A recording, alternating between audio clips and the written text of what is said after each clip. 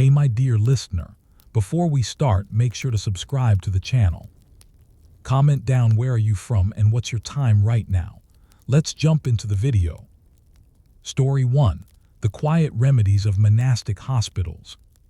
You enter a long stone corridor, the air cool and faintly scented with herbs that have been crushed, boiled, and steeped countless times before.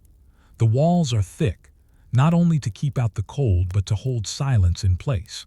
Somewhere nearby, a bell rings not urgently, but with the calm regularity of a life governed by routine rather than chaos.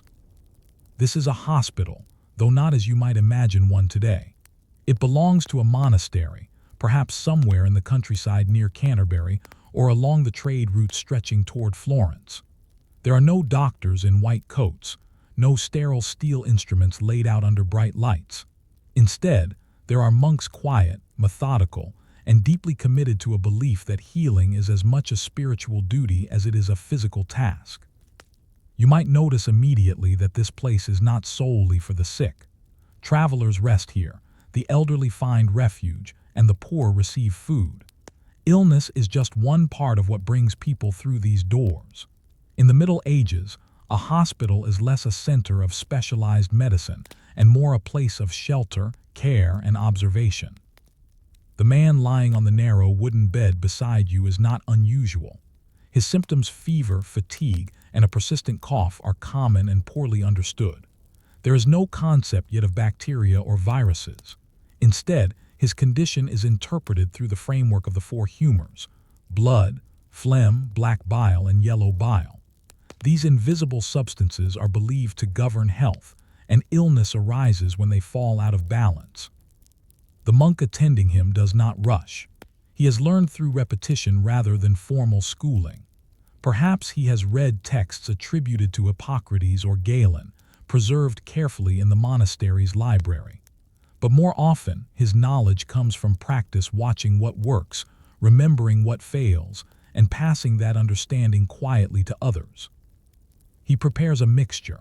It is simple: honey diluted with warm water, infused with crushed herbs. Honey is valued here not for its sweetness but for its preservative qualities. It keeps wounds from spoiling, soothes throats, and though they do not yet understand why, seems to slow the spread of infection. You watch as he offers the mixture slowly, supporting the man's head with careful hands.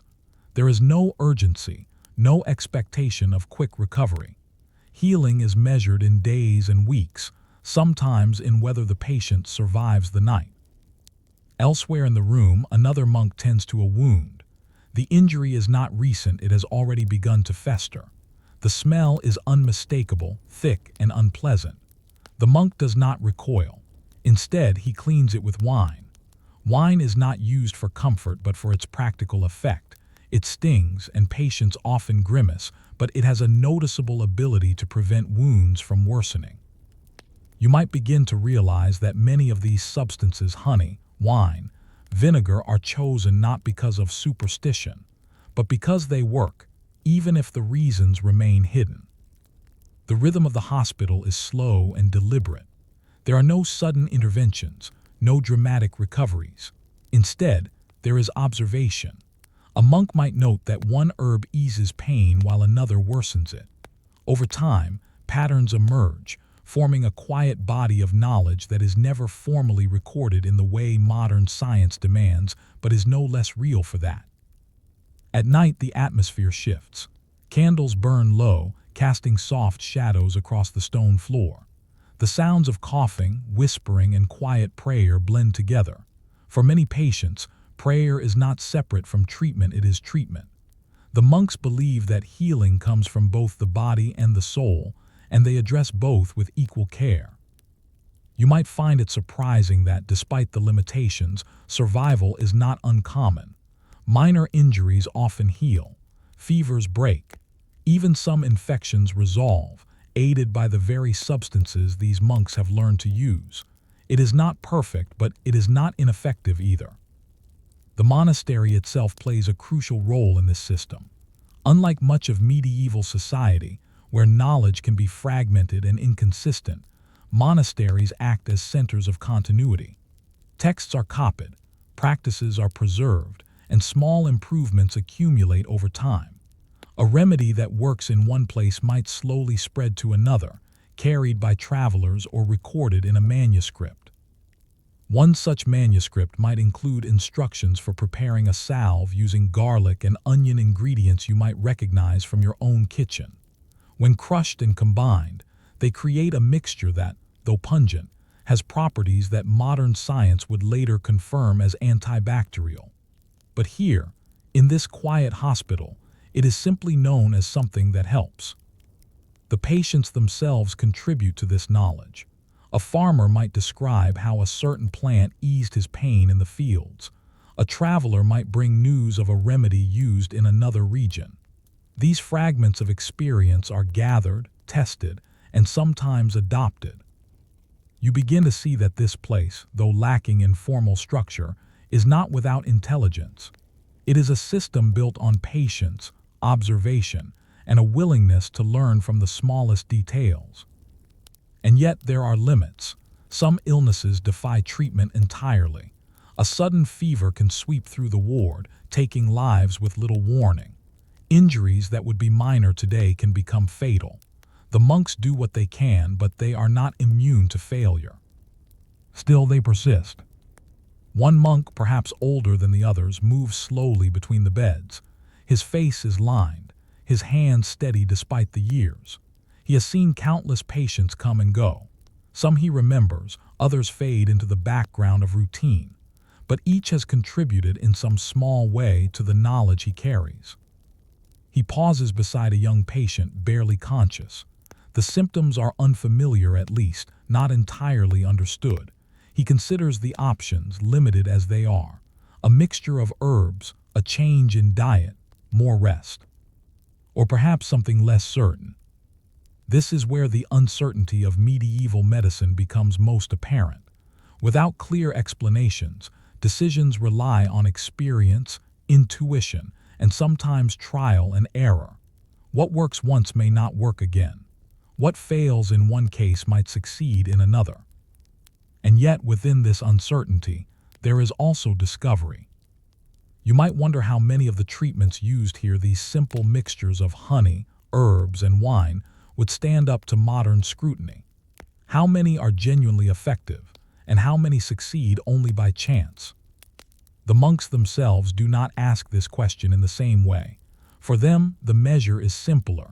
Does the patient improve? As the night deepens, the hospital grows quieter. The monks continue their work, moving softly, speaking little. Outside, the world remains uncertain, filled with dangers and diseases that are only partially understood.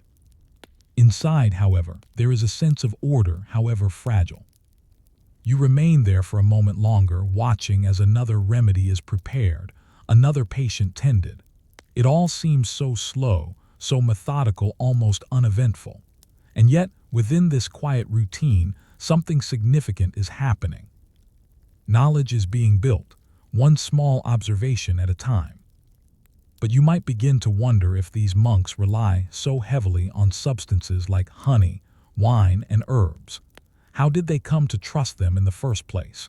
And what other unusual materials might they have used that seem even stranger to you now? You remain in the dim stillness of the monastic hospital as morning arrives almost imperceptibly. There is no sudden shift, only a gradual lightening of the narrow windows, where pale daylight begins to replace the wavering glow of candlelight. The routine resumes without announcement. A bell sounds somewhere in the monastery, and the monks move with quiet familiarity, as though the rhythm of care had never paused at all. Now, with more time to observe, you begin to notice the substances themselves, the materials carefully stored in clay jars, wooden boxes, and cloth-wrapped bundles. They are not random.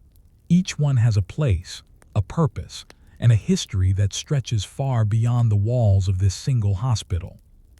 Some are familiar to you, others seem strange, even unsettling. A monk lifts the lid of a small container and reveals something dark and sticky. It is resin, likely gathered from trees in nearby forests. When heated, it softens into a substance that can be spread over wounds. It seals them, protects them from dirt, and in ways they do not yet fully understand, slows infection. You might recognize this as a primitive form of what would later become antiseptic dressing. Nearby, another jar contains something more surprising: dried moss. This is not decoration or bedding, it is used directly on wounds. Certain types of moss, especially those collected from damp environments, have a remarkable ability to absorb fluids. When pressed against an injury, they draw out moisture, keeping the wound cleaner than it might otherwise be. The monk handling it does so with care, selecting only the cleanest pieces. He has learned, perhaps through observation or quiet instruction, that not all moss is equal. Some seem to help, while others worsen a wound. Over time, this distinction has become part of the hospital's unspoken knowledge. You move further along and notice a preparation that might surprise you even more: animal fat mixed with herbs. It is rendered slowly, then combined with crushed plants to create a thick ointment. Applied to the skin, it keeps wounds from drying out too quickly and allows the herbs to remain in contact with the injury. It is not elegant, but it is effective. The monk preparing it works with steady hands, grinding the herbs with a stone mortar. The scent rises into the air, earthy, bitter, and faintly medicinal. He does not measure in precise quantities. Instead, he relies on familiarity, adding just enough of each ingredient based on experience rather than calculation. This is how knowledge functions here, not written in formulas, but embedded in memory. Some substances, however, seem more difficult to understand.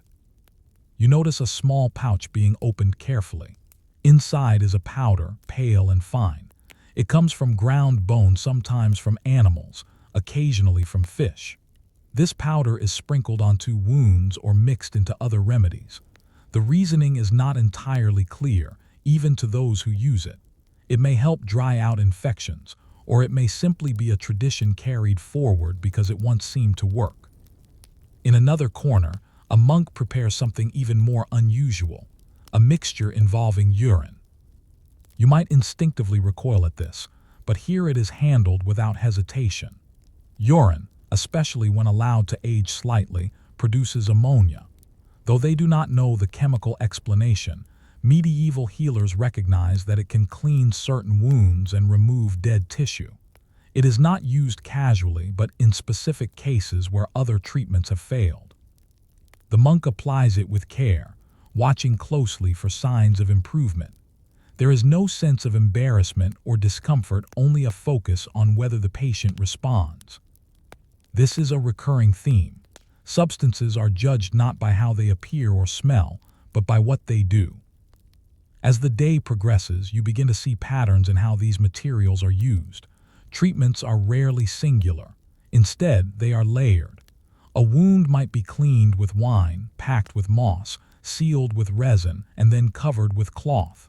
Each step serves a purpose, even if that purpose is not fully understood. You might start to realize that this is not entirely different from modern medical practice. The difference lies not in the intention, but in the level of knowledge behind it. The monks are, in their own way, experimenting. They do not conduct trials in the modern sense, but they observe outcomes. If a treatment consistently leads to improvement, it is used again. If it fails repeatedly, it is quietly abandoned. Over years, even decades, this process refines their approach. And yet, not everything they use is purely physical. A patient with a persistent illness is given not only herbs, but also a small object, a charm, perhaps containing a written prayer. It is placed near the body, sometimes worn around the neck.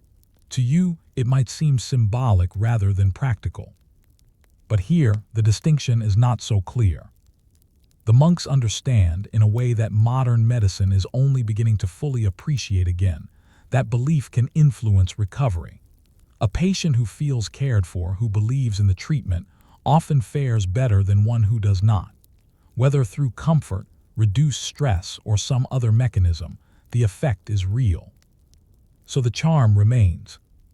In the herb garden outside, another layer of this system becomes visible.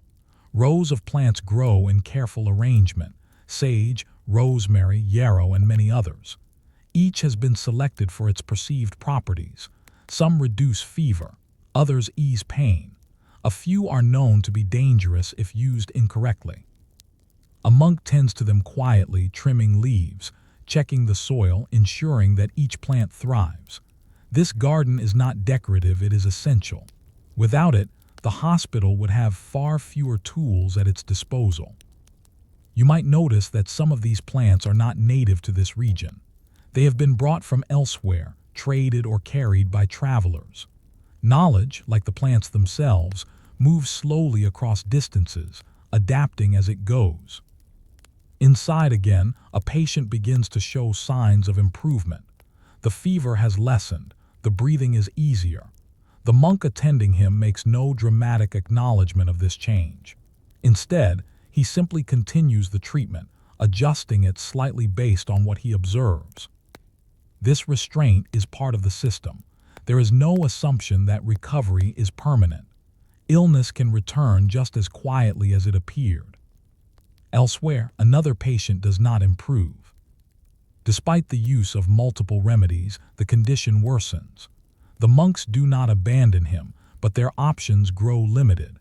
They may try a different combination of substances, or perhaps increase the frequency of care. But there is a point at which even their persistence cannot overcome the illness. This, too, is part of the reality. You begin to understand that medieval medicine is not defined by ignorance alone. It is defined by effort, by a continuous attempt to understand a world that does not yet reveal its rules. Some of the substances used here will eventually be validated by modern science. Honey's antibacterial properties, the antiseptic qualities of alcohol, the absorbency of certain natural materials, these are not accidents. Others will be left behind, replaced by more precise and effective treatments.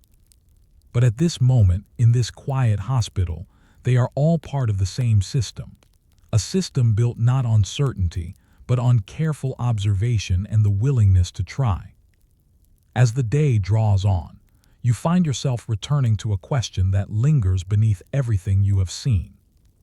If so many of these remedies, strange as they seem, actually worked in some way, then what happened when a far greater challenge arrived? What happened when these quiet methods were tested not by individual illness, but by something far more overwhelming?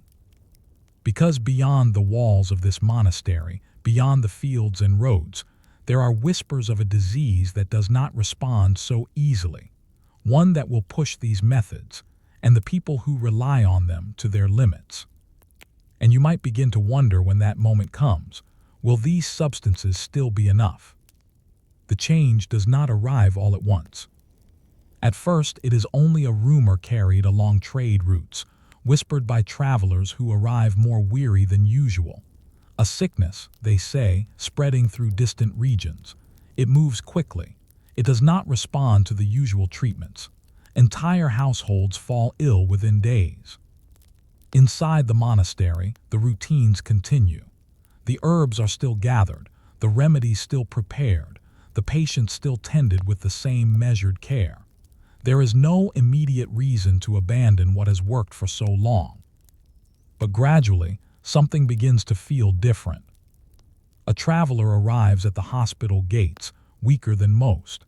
His symptoms are unfamiliar, not just a fever, but swelling in strange places, darkened patches on the skin, and a fatigue so deep that even speaking seems to exhaust him. The monks receive him as they would anyone else. He is given a bed, water, and the familiar mixtures of honey and herbs.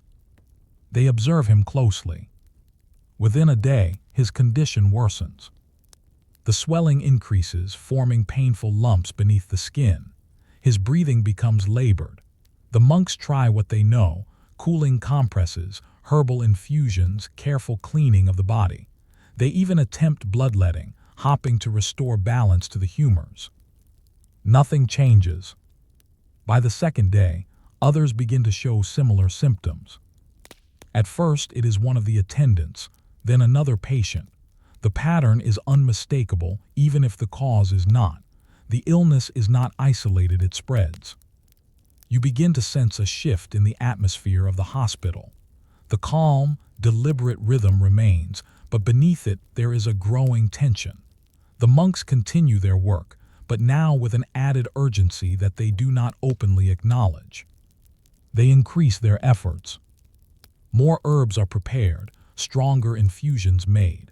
Vinegar is used more frequently to clean surfaces and wounds. Rooms are aired out, bedding changed more often. These are not random actions, they reflect an instinctive understanding that something about the environment matters. Even without knowing the concept of contagion in modern terms, they recognize that proximity plays a role. Some monks begin to isolate the sick, moving them to separate areas of the hospital. It is not a formal system, but it is deliberate. Those with the new symptoms are kept apart from others when possible. This is not yet quarantine as it will later be known, but it is a step toward it. Still, the illness spreads. You might recognize it now for what it is, the early arrival of what will later be called the Black Death. But here, in this moment, it has no name. It is simply a force that does not respond to the quiet remedies that have served so well before. The monks do not stop. They adapt. One begins experimenting with stronger substances. He applies more concentrated vinegar to wounds and swellings. Another turns to smoke, burning certain herbs and allowing the fumes to fill the room, hopping to purify the air. The idea is not entirely unfounded. Some of these plants do have mild antimicrobial properties, though far too limited to stop what is unfolding. You notice that honey is still used, but now more selectively. It continues to help with smaller wounds, preventing secondary infections. Even as the larger disease overwhelms the body, these smaller interventions still make a difference. This is one of the quieter truths of the situation. Even in the face of a devastating illness, some treatments continue to work, just not in the way they once did.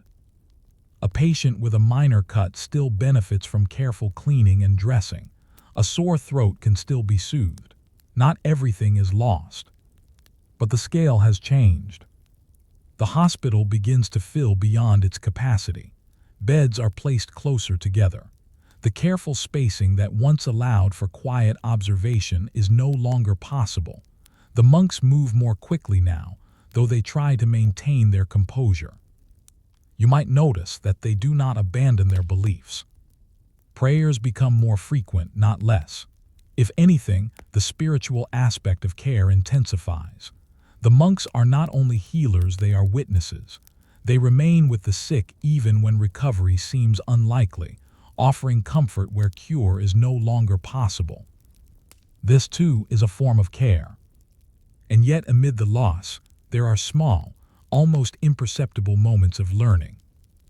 One monk notices that those who are kept slightly apart from the others sometimes fall ill later or not at all. Another observes that cleaning with vinegar seems to slow the spread of certain secondary infections, even if it does not stop the main illness. These observations are not written as formal conclusions. They are simply remembered. And they will matter later. Outside the monastery, the world changes rapidly. Villages become quieter. Roads are less traveled. The flow of information slows, but the presence of the disease becomes undeniable. Inside, the monks continue to adapt in small ways. Clothing worn while tending to the sick is changed more frequently. Hands are washed more often, sometimes with water infused with herbs or vinegar. Again, they do not understand germs, but they recognize patterns. You begin to see that even in failure, knowledge is forming. The substances that once seemed sufficient are now part of a larger, more complex reality. They are no longer the solution, but they are not irrelevant either. They become tools within a broader struggle, one that includes isolation, environmental awareness, and a growing, if incomplete, understanding of how illness moves. A younger monk, new to the hospital, watches all of this unfold. He has not yet built the quiet confidence of the older practitioners.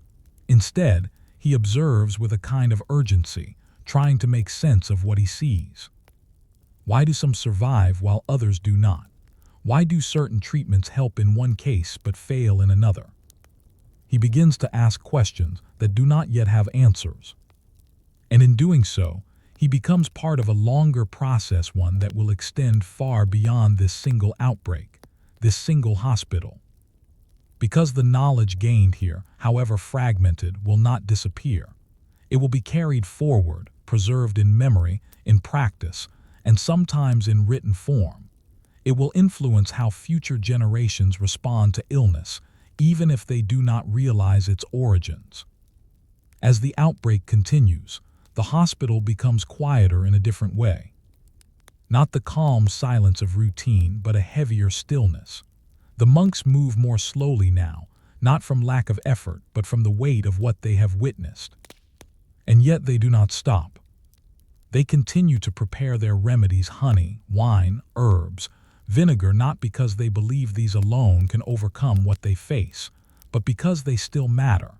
In small ways, in individual moments, they still make a difference. You might find yourself reflecting on this as you stand in that dim, quiet space. These substances, so simple and so easily overlooked, were not meaningless. They were part of an early, evolving understanding of the body and its vulnerabilities. They represented an attempt, imperfect, but sincere, to respond to suffering with care and observation. And perhaps more importantly, they show that even in a time of limited knowledge, people were not passive. They experimented, they adapted, and they learned. The monastery hospital does not defeat the illness, but it does something else. It preserves a way of thinking, one that values careful observation, incremental improvement, and the belief that even the smallest detail can matter. As you leave that space, the question lingers with you. If these early healers, working with such limited tools, could discover remedies that still hold value today, then how many other forgotten practices, buried in the quiet routines of history, might still have something to teach you now? Story 2: Honey, Wine, and Vinegar, the Everyday Antiseptics. You find yourself no longer inside the stillness of a monastery, but in a place far more active, though no less controlled. A town sits just beyond the hospital walls, its streets uneven and busy with daily life. Carts move slowly over packed dirt, merchants call out their goods, and somewhere nearby, bread is being baked in a stone oven. And yet, just as in the monastery, illness is never far away. Here, the hospital is not entirely separate from the world. It receives not only the poor and the traveler, but also craftsmen, laborers, and occasionally someone of modest wealth. Unlike the monastic setting, this place is shaped as much by necessity as by devotion. You step inside, and the first thing you notice is the smell. It is not unpleasant, but it is strong, sharp with vinegar, sweet with honey, and faintly sour with wine. These are not occasional remedies here. They are everywhere. Stored in barrels, poured into bowls, soaked into cloths, and carried in small containers by those who tend the sick.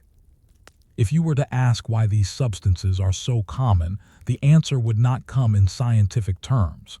No one speaks of bacteria or sterilization. Instead, they would tell you something simpler. These things keep wounds from worsening. They slow decay. They help people recover. And that is enough. A man sits on a wooden bench, holding his arm close to his body. The injury is fresh, a deep cut, likely from a tool used in his work.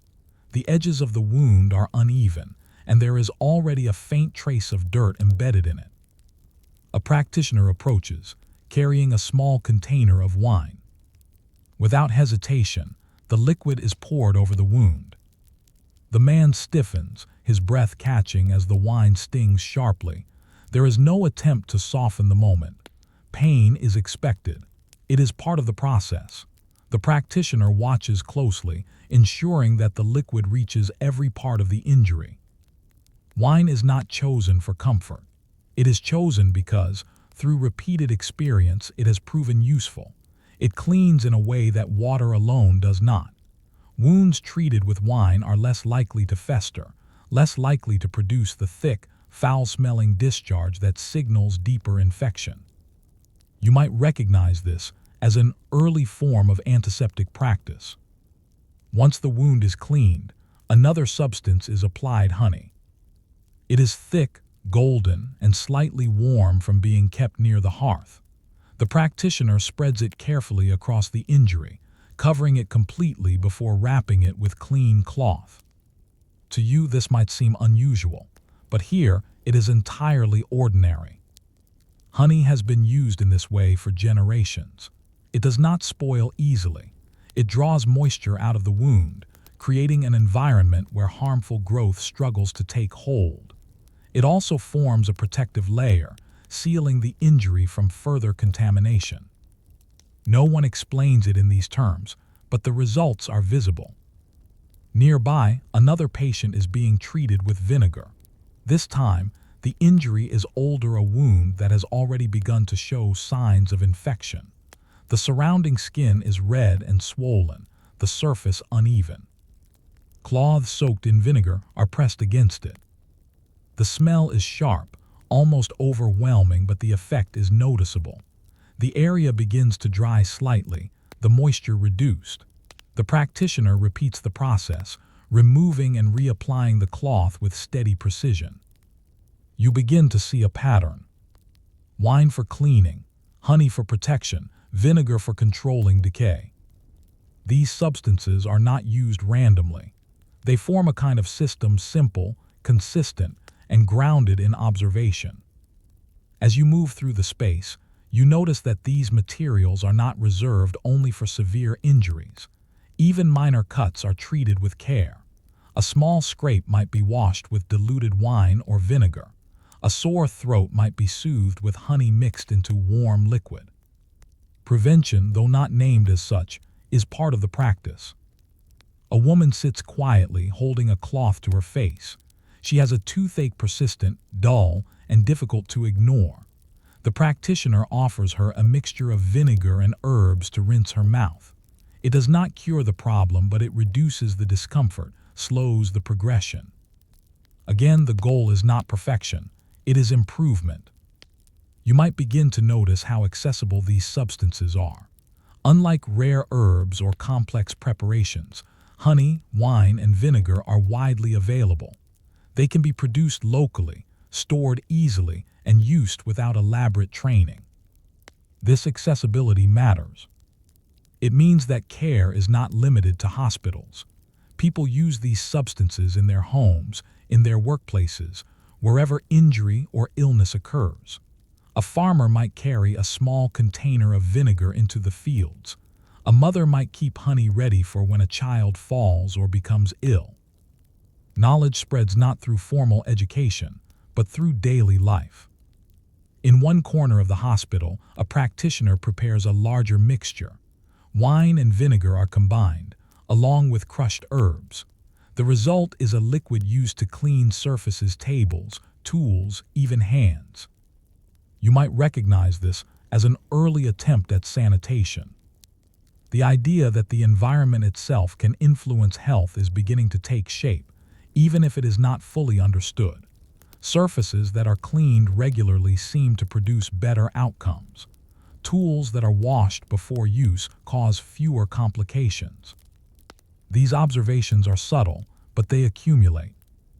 Outside in the marketplace, you might see another layer of this system. Vendors sell vinegar not only as a food ingredient, but as something useful for health. Honey is valued not just for its sweetness, but for its role in healing. Wine, too, carries a dual purpose, both nourishment and remedy. The boundaries between food and medicine are not clearly defined. And perhaps that is part of why these substances are so effective. They are used frequently, consistently, and with a level of familiarity that allows people to recognize when something changes. Back inside, a patient who was treated earlier begins to show signs of improvement. The wound is cleaner, less inflamed. The practitioner notes this quietly, not with celebration, but with confirmation. This is what works. But not always. Another patient treated in the same way does not improve. The wound deepens, the infection spreads. The same substances, applied with the same care, produce a different outcome. You begin to understand that even effective treatments have limits. The practitioners do not abandon their methods, but they adjust them. Perhaps more frequent cleaning, a thicker layer of honey, a different combination of herbs. The process is flexible, shaped by observation rather than fixed rules. And yet, there is a question that lingers beneath all of this. If these substances are so widely used, so consistently applied, why do they sometimes fail? Why does one wound heal while another, seemingly similar, worsens? As the day moves on, you find yourself returning to this question. It is not one that can be answered easily, not with the knowledge available at the time. But it is a question that will persist. Because hidden within these everyday substances, within honey, wine, and vinegar, are principles that extend far beyond what these practitioners can see. Principles that will only become clear centuries later. For now, they continue to work as they always have, quietly, reliably, and sometimes unpredictably. And you might begin to wonder, what is it about these simple materials that allows them to succeed where more complex remedies fail? You remain in the busy hospital as the day continues, but your attention begins to shift not just to what is being used, but to how consistently it is used, and how often the results, though modest, are quietly successful. At first, it might seem like coincidence. A wound heals here, another improves there. But as you watch longer, a pattern begins to form, one that feels less accidental and more dependable. The practitioners do not speak in terms of hidden organisms or chemical reactions, but you, observing from a distance shaped by later knowledge, begin to notice something they cannot yet fully explain. These substances, honey, wine, vinegar, create environments where harm struggles to persist. A young boy is brought in, his knee scraped deeply after a fall on rough ground. Dirt is embedded in the wound and small stones cling stubbornly to the skin. The practitioner does not rush, but neither does he delay. He reaches again for wine. As the liquid flows over the wound, it carries away particles that water alone might leave behind. Wine, containing alcohol, disrupts what cannot be seen. It changes the surface of the injury in subtle but important ways. The boy winces, then grows still. Once clean, the wound is left briefly exposed to air. This, too, is intentional. Dampness, the practitioners have noticed, often leads to worsening conditions. Drying, when controlled, can help stabilize an injury before further treatment. Then comes the honey. You watch as it is applied in a smooth, even layer. The practitioner ensures that it reaches every part of the wound, sealing it beneath its weight. What you are seeing is more than tradition. It is a method that limits exposure, reduces moisture imbalance, and creates a barrier against further contamination. Though the practitioner would not describe it this way, the honey is doing several things at once. It draws fluid outward, depriving harmful growth of the environment it prefers. It also contains natural compounds that actively interfere with the spread of infection. But here, none of this is spoken. Instead, it is simply known. Wounds treated this way often improve. Nearby, a different case unfolds. An older man with a persistent ulcer on his leg sits quietly while cloths soaked in vinegar are applied. The smell is sharp, and the process is repeated several times, each application followed by a pause. You begin to notice something else: timing. These substances are not used once and forgotten. They are reapplied, adjusted, maintained. The practitioners understand, even if only instinctively, that healing is not a single act but a continuous process. The vinegar, acidic in nature, alters the wound's surface. It creates conditions that are less favorable for the processes that lead to decay.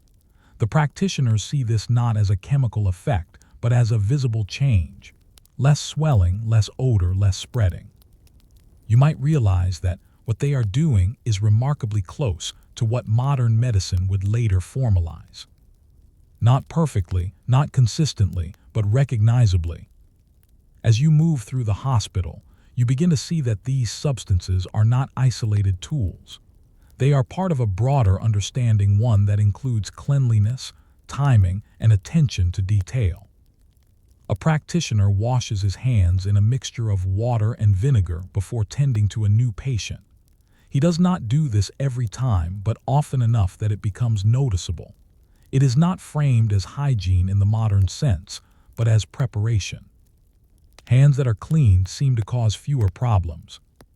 Tools, too, are sometimes rinsed in wine before use. Not always, not systematically, but frequently enough to make a difference. You begin to understand that the effectiveness of these substances is not just in their properties, but in how they are used repeatedly, carefully, and in combination with other small practices. And yet there is still inconsistency. A woman with a similar wound to the boy's does not recover as quickly. Despite the same treatment, wine, honey, careful wrapping, the area becomes inflamed. The practitioner notices this and adjusts, increasing the frequency of cleaning, adding vinegar to the process. But the outcome remains uncertain. This is where the limits of observation become clear. Without understanding the deeper causes, differences in the nature of the injury, the presence of unseen factors, the practitioners can only respond to what they see. Sometimes this is enough, other times it is not. Still, they persist. You might begin to reflect on how much of their success comes not from certainty, but from consistency. They use what works often enough that the benefits accumulate. Even if they cannot explain why, they trust the results. And over time, this trust becomes tradition. Outside the hospital, these practices continue to spread. In homes, honey is used not just for wounds, but for coughs and sore throats. Mixed with warm liquids, it soothes irritation and encourages recovery. Wine is diluted and used to clean minor injuries. Vinegar is applied to skin conditions, sometimes harshly, but often with noticeable effect. These are not rare remedies, they are part of daily life. You might even notice that people begin to favor them over other, more elaborate treatments. Complex mixtures of rare ingredients are less reliable, less accessible. Honey, wine, and vinegar, by contrast, are dependable. This simplicity becomes their strength. Back inside, a practitioner pauses beside a patient who has been treated for several days. The wound is healing slowly but steadily. There is less redness now, less swelling. The cloth is removed, replaced, the honey reapplied. The process is almost meditative. No single moment stands out as decisive. There is no clear point at which the patient is suddenly well. Instead, recovery happens gradually, almost quietly, as though the body is being guided rather than forced. This, perhaps, is the most important aspect of these substances. They do not overwhelm the body, they support it.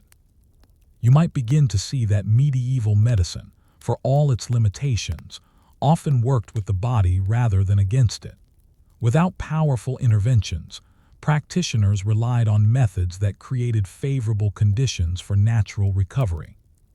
Sometimes this was enough, but not always. A question continues to linger, growing more persistent as you observe. If these substances are so effective in many cases, if they clean, protect, and support healing, then why do they fail so completely in others? Why does a small wound respond so well, while a deeper or more complex illness remains untouched? As the light begins to fade again, and the hospital settles into its evening rhythm, you find yourself returning to this uncertainty. It is not a flaw in the practitioners themselves. It is a limitation of the knowledge available to them. And yet, within that limitation, they have come remarkably close to something fundamental. They have discovered that the environment of a wound matters, that cleanliness matters, that certain substances can shift the balance between recovery and decline. They have, in their own way, taken the first steps toward understanding infection without ever seeing it. But the deeper truth remains just out of reach. And you might begin to wonder, what would happen if these same substances were used not just in everyday injuries, but in far more extreme conditions on battlefields, in crowded cities, or during outbreaks where survival depended on more than careful observation? As evening settles once more over the town, the hospital grows quieter, though never completely still. The steady rhythm of care continues, shaped by repetition and necessity. You have now seen these substances, honey, wine, vinegar, used again and again, in small injuries and lingering illnesses alike. They work, not always, not perfectly, but often enough to be trusted. And yet beyond the walls of this place, the world is rarely so controlled. You step outside and the difference is immediate. The streets are uneven, crowded in places and empty in others. Waste gathers where it is not regularly cleared. Animals move freely, sharing space with people. Water, drawn from wells or nearby sources, is not always clean. This is the environment in which most people live. Here, the careful routines of the hospital are harder to maintain. A farmer working in the fields cannot stop to clean every cut with wine. A laborer in a crowded workshop may not have access to honey or vinegar when injury strikes. Even when these substances are available, they are not always used with the same consistency. And so, the outcomes begin to vary more widely.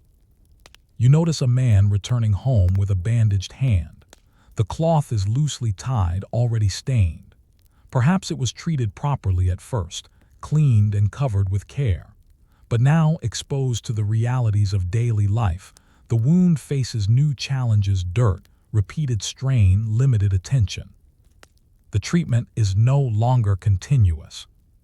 This is where even effective remedies begin to lose their reliability. Back inside the hospital, you had seen how repetition mattered. Cleaning, reapplying, observing. Outside, these steps are often interrupted. A wound might be cleaned once, then neglected. Honey might be applied but not replaced. Vinegar might be used too harshly, irritating rather than helping. The difference is subtle but significant. You begin to understand that these substances are not cures in themselves. They are part of a process, one that requires time, attention, and consistency. Without those, their effectiveness diminishes. And yet, people continue to rely on them. In a small home nearby, a mother tends to her child's fever. She mixes honey into warm water, offering it slowly. The child drinks, comforted as much by the sweetness as by the care. A cloth soaked in diluted vinegar is placed on the forehead, an attempt to reduce heat. There is no guarantee this will work, but it is what is available. You might begin to see that medieval medicine is as much about accessibility as it is about effectiveness. The best remedies are those that can be used by ordinary people in ordinary circumstances. Honey, wine, and vinegar meet that need. In another part of town, however, the limitations become clearer. A workshop accident has left a man with a deep, crushing injury. The wound is not clean, not simple. Bone may be involved. The practitioner who arrives does what he can: wine to clean, honey to protect, but the damage is too extensive. This is where the boundary lies. These substances, effective in many situations, cannot repair what is too severely broken. They cannot replace lost tissue, cannot reverse deep internal damage, cannot stop every infection once it has taken hold. You might notice that the practitioners themselves seem to understand this, even if they do not express it directly. Their approach changes in these cases. The focus shifts from healing to comfort, from intervention to support. They continue to use the same substances, but with a different intention. Back in the hospital, a similar case unfolds. A patient with a severe infection lies quietly, breathing shallowly. The familiar treatments are applied, but without the same expectation of recovery. Honey is used to keep the skin from breaking down further. Vinegar cleans the surrounding area, reducing discomfort. The goal is no longer to cure, but to ease. And yet even here, the substances still matter. They prevent additional suffering. They slow the progression of visible decay. They maintain a level of care that might otherwise be lost. You begin to see that their value extends beyond success or failure. They shape the experience of illness itself. As time passes, you notice something else. These substances begin to influence not just treatment, but behavior. People who have seen their effects become more cautious. They clean wounds more often. They seek out honey or vinegar when possible.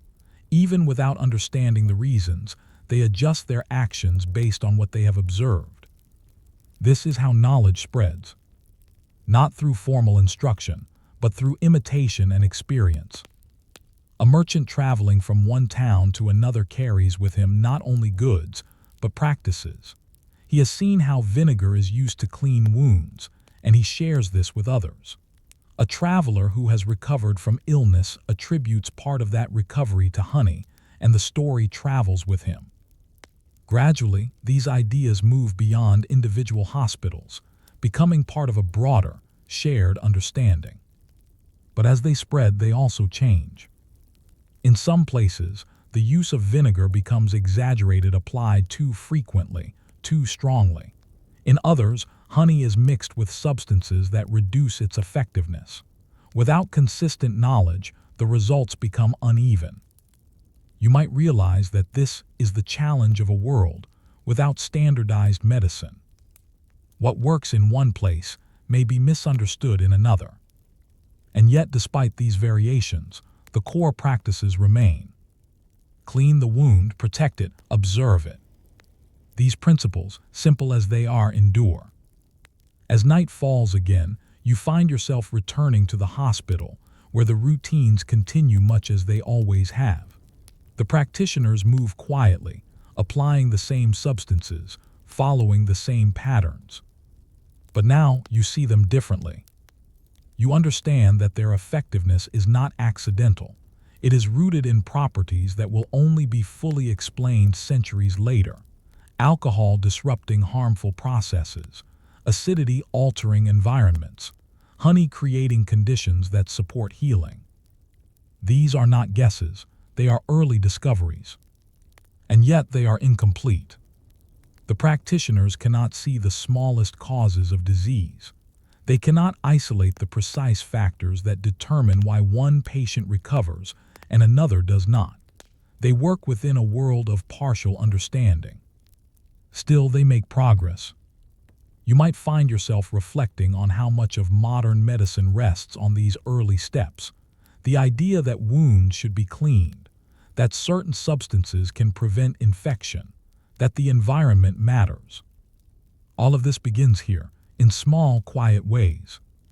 But the question remains, if such simple materials could achieve so much, if they could clean, protect, and sometimes heal, then what other methods, perhaps stranger or more uncomfortable, did medieval practitioners rely on when these were not enough?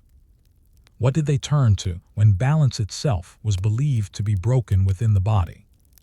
Story 3. Leeches and bloodletting, balancing the body. You enter a different kind of medical space, now less defined by quiet herbal preparation and more by a structured, almost philosophical approach to the human body. The room is still simple, with wooden benches and narrow beds, but the focus here feels different. The tools are fewer, yet more deliberate. Bowls, cloths, small blades, and in one shaded corner, a container that seems to move slightly. Inside are leeches. They cling to the sides of the vessel, dark and slow, waiting. To you, they may appear unsettling, but to a medieval practitioner, they are not strange at all. They are instruments trusted, familiar, and part of a system that has guided medical thinking for centuries. To understand why, you must first shift your perspective. In this world, illness is not caused by invisible organisms. It is the result of imbalance specifically, an imbalance of the four humors: blood, phlegm, black bile, and yellow bile. This idea, developed by figures like Hippocrates and later expanded by Galen, forms the foundation of nearly all medical practice in medieval Europe. You are not simply a body of organs and tissues. You are a system of fluids, constantly shifting, influenced by diet, weather, emotion, and even the seasons. Health then is balance. And when that balance is lost, something must be done to restore it. A man sits before you, his face flushed, his movements restless. He complains of headaches, a sense of pressure, and an agitation that prevents him from sleeping. To the practitioner, these symptoms suggest an excess of blood, a condition that must be corrected. The solution is not to add something, but to remove it. Bloodletting. The practitioner prepares carefully. A cloth is wrapped tightly around the man's arm, causing the veins to rise slightly beneath the skin. A small blade is selected, sharp but not elaborate. There is no hesitation. With a controlled motion, the skin is opened. The blood flows into a waiting bowl, dark and steady. The man watches, perhaps with a mixture of discomfort and relief. This is not an unusual experience. Many people undergo this procedure multiple times in their lives. The practitioner observes the flow closely. Too little and the imbalance remains. Too much and the patient weakens unnecessarily. There is no precise measurement, only experience. You might find yourself wondering how they decide when to stop. Often it is based on the patient's response. A change in color, a shift in breathing, a sense that the pressure has eased. These are the signs they trust. In some cases, however, the blade is not used. Instead, the practitioner turns to the container in the corner. He selects a leech, lifting it carefully and placing it against the patient's skin. At first, nothing seems to happen. Then slowly, the leech attaches, its body contracting as it begins to draw blood. This method is considered more controlled, more gradual. The leech does the work naturally, feeding until it is full. When it releases, the wound continues to bleed slightly, prolonging the effect. You might be surprised to learn that this method is often preferred in more delicate cases.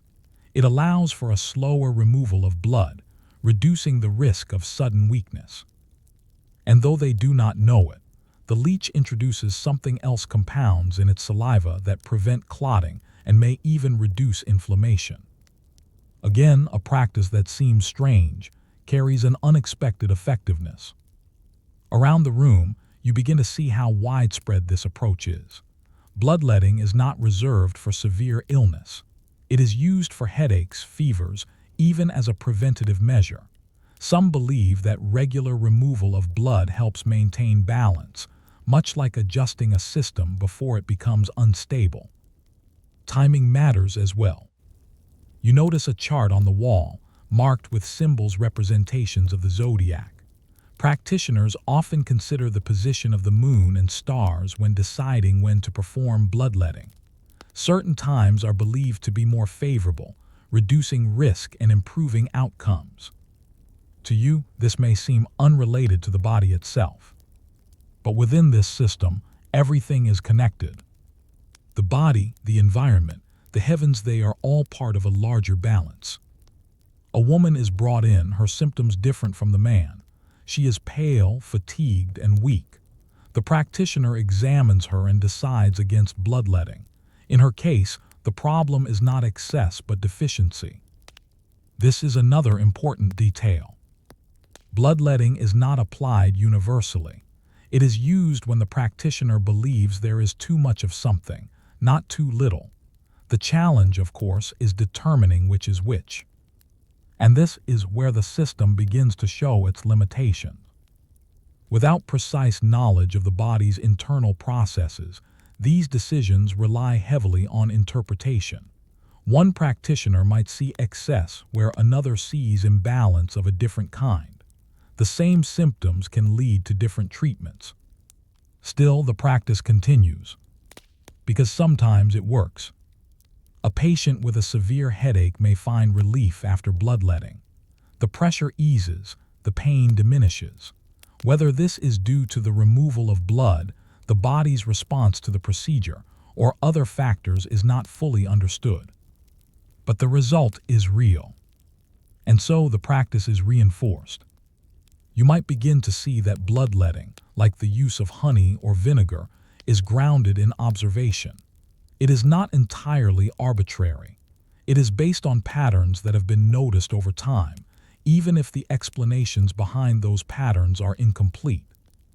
In one corner, a younger practitioner watches an older one perform the procedure. He studies the technique, the timing, the subtle cues that indicate when enough blood has been taken. This is how knowledge is passed on, not through formal instruction, but through careful observation and repetition. Outside in the broader world, this practice extends beyond hospitals. Barbers, for example, often perform bloodletting as part of their trade. The familiar red and white striped pole you might recognize today has its origins here, the red representing blood, the white representing bandages. This is not a specialized practice. It is part of everyday life. And yet there is something you cannot ignore. For every patient who improves, there is another who does not. For every headache relieved, there is a case where the weakness that follows bloodletting makes things worse. The balance is delicate. Too much removal and the body suffers. Too little and the perceived imbalance remains. The practitioners walk this line constantly, guided by experience but limited by understanding. As you watch another leech being applied, another small incision made, you might begin to wonder about the true nature of what is happening. If the body is not governed by humors in the way they believe, then why does this practice sometimes help? What is it about the removal of blood, whether by blade or leech, that produces real, observable effects in certain cases? And perhaps more importantly, how often did this widely trusted method quietly do more harm than good? You remain in the same room, though your attention begins to shift not to the act itself, which you have now seen several times, but to its effects. The bowl of darkened blood, the slow detachment of a leech, the careful wrapping of a bandage, these are only the visible parts. What matters more, at least to the practitioners, is what happens afterward. A man who earlier complained of a heavy, pounding headache now sits more quietly. His shoulders have relaxed. His breathing is slower. He touches his forehead, as if testing something that has changed. "It has lessened," he says. The practitioner nods, not with satisfaction exactly, but with confirmation. This is what was expected. You begin to notice that such outcomes are not rare, not universal, but frequent enough to reinforce belief in the method. Patients often report a sense of relief, a lightness, a reduction in pressure, a calming of agitation. From your perspective, you might begin to interpret this differently. Removing blood reduces volume and pressure within the circulatory system. In certain conditions, though not understood at the time, this can indeed provide temporary relief. A person with high blood pressure, though not diagnosed as such in the medieval world, might feel noticeably better after bloodletting. But here, the explanation remains rooted in humors. The excess has been reduced, balance is being restored. Nearby, a woman who had been restless with fever now lies more quietly after a small amount of blood has been taken. Her temperature is still elevated, but her agitation has diminished. The practitioner observes her closely, noting the change. Again, a result. Not a cure, but a shift. You begin to understand why this practice persists so strongly. It produces visible effects. It changes how patients feel, sometimes quickly. In a world where many treatments are slow or uncertain, this immediacy carries weight. But as you watch longer, the pattern becomes more complex. Another patient, treated in the same way, grows pale.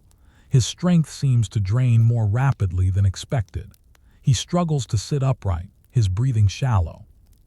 The practitioner notices this and stops the procedure sooner than planned. Cloth is pressed firmly against the wound, and the patient is encouraged to rest. This, too, is part of the practice. Bloodletting is not without risk, and the practitioners are aware of it. They adjust based on what they see, responding to signs of weakness or distress. Experience teaches them caution, even if the underlying reasons remain unclear. In some cases, the use of leeches is preferred precisely because it reduces this risk. You watch as a leech is placed on a patient's arm. It attaches slowly, drawing blood at its own pace. The process is quieter, less abrupt. The patient seems more at ease, the gradual nature of the removal allowing the body to adjust. When the leech releases, the wound continues to bleed slightly, extending the effect without the need for further intervention. You might begin to see this as a more refined approach within the same system. And yet even here, the outcomes vary. A patient with swelling in the leg receives several leeches placed carefully along the affected area. Over time, the swelling reduces slightly. The skin appears less tight, less inflamed. This is not imagined. Leeches, as you now understand, introduce substances that prevent clotting and may improve blood flow in localized areas. In certain conditions, this can genuinely help. But the practitioners do not describe it this way. They see it as the removal of excess, the easing of imbalance. The effect is real, even if the explanation is not.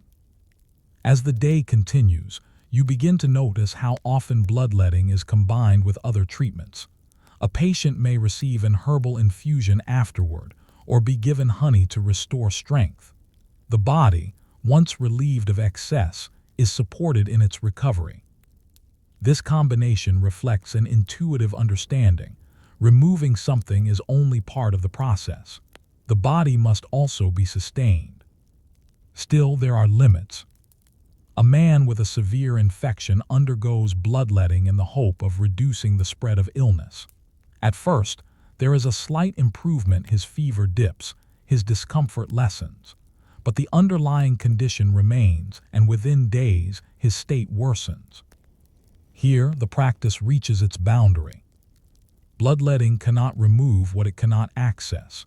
It cannot eliminate the deeper causes of infection, the unseen forces that continue to act within the body. You begin to see that its effectiveness depends heavily on the nature of the illness. For conditions involving pressure, congestion, or certain types of inflammation, it can provide relief. For others, especially those caused by what you would recognize as infectious agents, it offers little more than temporary change.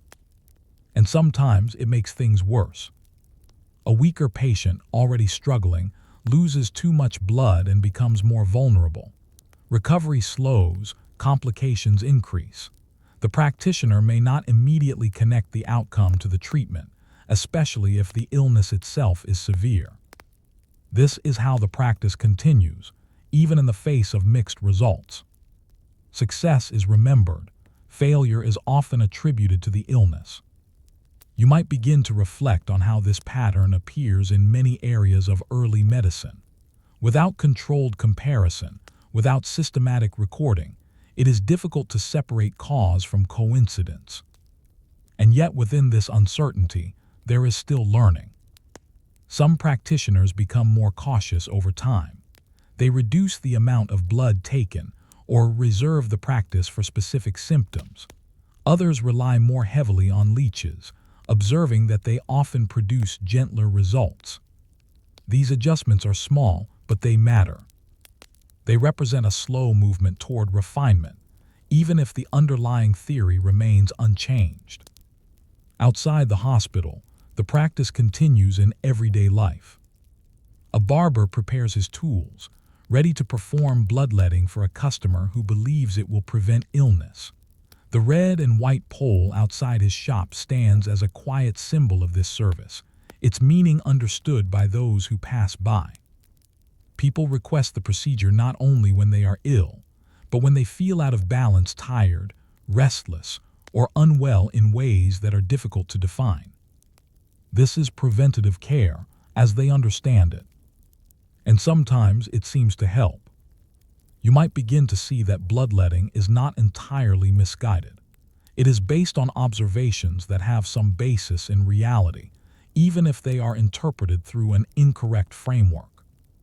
It reduces pressure, it alters circulation, it produces noticeable effects. But it is also imprecise. Without a clear understanding of when and why it works, it is applied too broadly, too often, and sometimes too aggressively. As evening approaches, you find yourself watching one final procedure. A patient sits quietly as a small amount of blood is drawn. The practitioner works with practiced ease, stopping at just the right moment at least as far as he can tell. The wound is bandaged, the patient rests. And for now, there is relief. But the question remains, more persistent than before. If bloodletting can both help and harm, if it can bring relief in some cases and worsen others, then how did practitioners decide when it was truly necessary? What guided their judgment beyond simple observation? And perhaps more importantly, how did this practice become so deeply trusted that it endured for centuries, despite its uncertainties? The room feels quieter now, not because the work has stopped, but because you have begun to understand its rhythm. The careful preparation, the measured incision, the steady observation, none of it is rushed, and none of it is done without thought. And yet, beneath this calm routine lies something more complex, a practice that has lasted for centuries, not because it was always correct, but because it was often convincing. You watch as another patient is seated, his sleeve rolled back, his expression calm but expectant. He has come not in crisis, but in prevention. He believes, as many do, that removing a small amount of blood regularly will keep illness away. This belief is not unusual. In medieval society, bloodletting is not merely a response to sickness, it is a way of maintaining balance. Just as you might adjust your habits to stay well, people here adjust their bodies directly. The removal of blood becomes a form of routine care. And over time, this routine reinforces itself. When someone undergoes bloodletting and does not fall ill afterward, the procedure is seen as successful. The absence of disease becomes proof. When illness does occur, it is often attributed to timing, to insufficient treatment, or to forces beyond control. In this way, the practice sustains its own logic. But there is more guiding these decisions than you might expect. You notice a manuscript open on a nearby table. Its pages are filled not only with medical notes, but with diagrams, circles divided into segments, marked with symbols. These represent the zodiac, the movement of celestial bodies across the sky. Practitioners often consult such charts before performing bloodletting. Certain days are considered more favorable. Certain parts of the body are linked to specific signs. To remove blood from the wrong place at the wrong time is believed to carry risk. To you, this connection between the body and the heavens may seem distant from practical medicine. But within this system, it provides structure. It offers a way to make decisions in the absence of precise knowledge. It creates patterns where uncertainty would otherwise dominate. And perhaps most importantly, it reinforces caution. A practitioner who waits for the right time may inadvertently reduce the frequency of the procedure. A chart that discourages bloodletting under certain conditions may prevent excess. Even when the reasoning is flawed, the effect can sometimes be protective. Still, the limitations remain. You observe a patient who has undergone repeated bloodletting over several weeks. At first, there was improvement, a sense of lightness, reduced discomfort.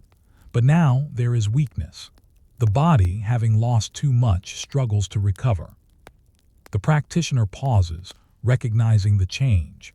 He does not immediately attribute it to the treatment, but he adjusts nonetheless. The next session is delayed. Additional nourishment is recommended: broth, bread, perhaps a small amount of wine. This is how the practice evolves. Not through sudden realization, but through gradual adjustment. Some practitioners begin to question not the theory itself, but its application. They become more selective, reserving bloodletting for specific conditions rather than using it broadly. Others continue as before, confident in tradition. This variation creates a kind of natural experiment, though no one describes it that way. In one place, bloodletting is used frequently. In another, more sparingly. Outcomes differ, patterns emerge, and over long periods, small shifts begin to take hold. You might notice that leeches become more common in certain contexts. They're slower, more controlled action appeals to those who have seen the risks of excessive blood loss. They offer a middle ground, a way to act without acting too forcefully. In some cases, this leads to better outcomes. In others, it makes little difference.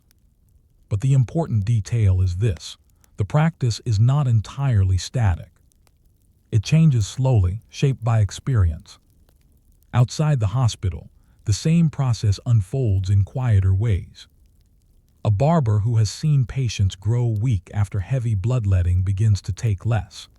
A household that has relied on the practice for years begins to use it less frequently, turning instead to other remedies unless symptoms are severe.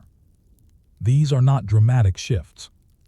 They are small, almost unnoticeable. But over generations, they accumulate.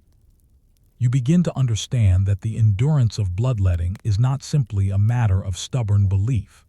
It is sustained by a mixture of observed success, cultural acceptance, and the lack of a clearly superior alternative.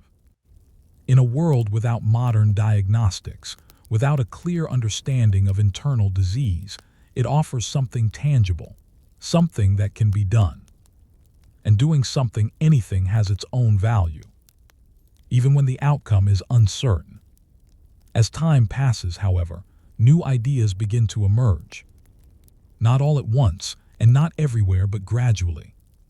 Practitioners in different regions start to record their observations more carefully. Some notice that certain patients fare better without bloodletting. Others begin to question whether all illnesses truly stem from excess. These questions do not immediately overturn the system, but they introduce doubt. And doubt, once present, tends to grow. You might imagine a practitioner, late at night, reviewing his experiences, remembering the patients who improved and those who did not, wondering whether the same treatment should always be applied in the same way. He does not abandon bloodletting, but he begins to think differently about it. This is the beginning of change. Not a rejection, but a refinement. Over centuries, this process will continue.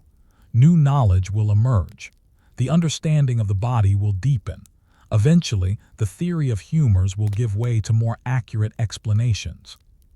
Bloodletting, once central, will become less common, then rare. But it will not disappear entirely. Even in later periods, leeches will find new uses, particularly in situations where their unique properties prove beneficial. In ways that medieval practitioners could not have predicted, parts of their practice will survive. Not because the theory was correct, but because the observations contained fragments of truth. You stand now at the edge of that realization. Looking back, it is easy to see the flaws, the overuse, the misunderstandings, the harm that sometimes resulted. But it is also important to see the effort behind it, the attempt to understand, to act, to respond to illness with the tools available. Bloodletting was not simply a mistake. It was part of a larger process, a step in the long, uneven path toward better knowledge. And perhaps that is what stays with you most. The idea that even flawed practices can carry within them the beginnings of something more accurate. That observation, even when misinterpreted, can still lead forward. As you leave this place, the image lingers. A small room, a simple blade, a leech in a glass container, and a practitioner doing his best with what he knows.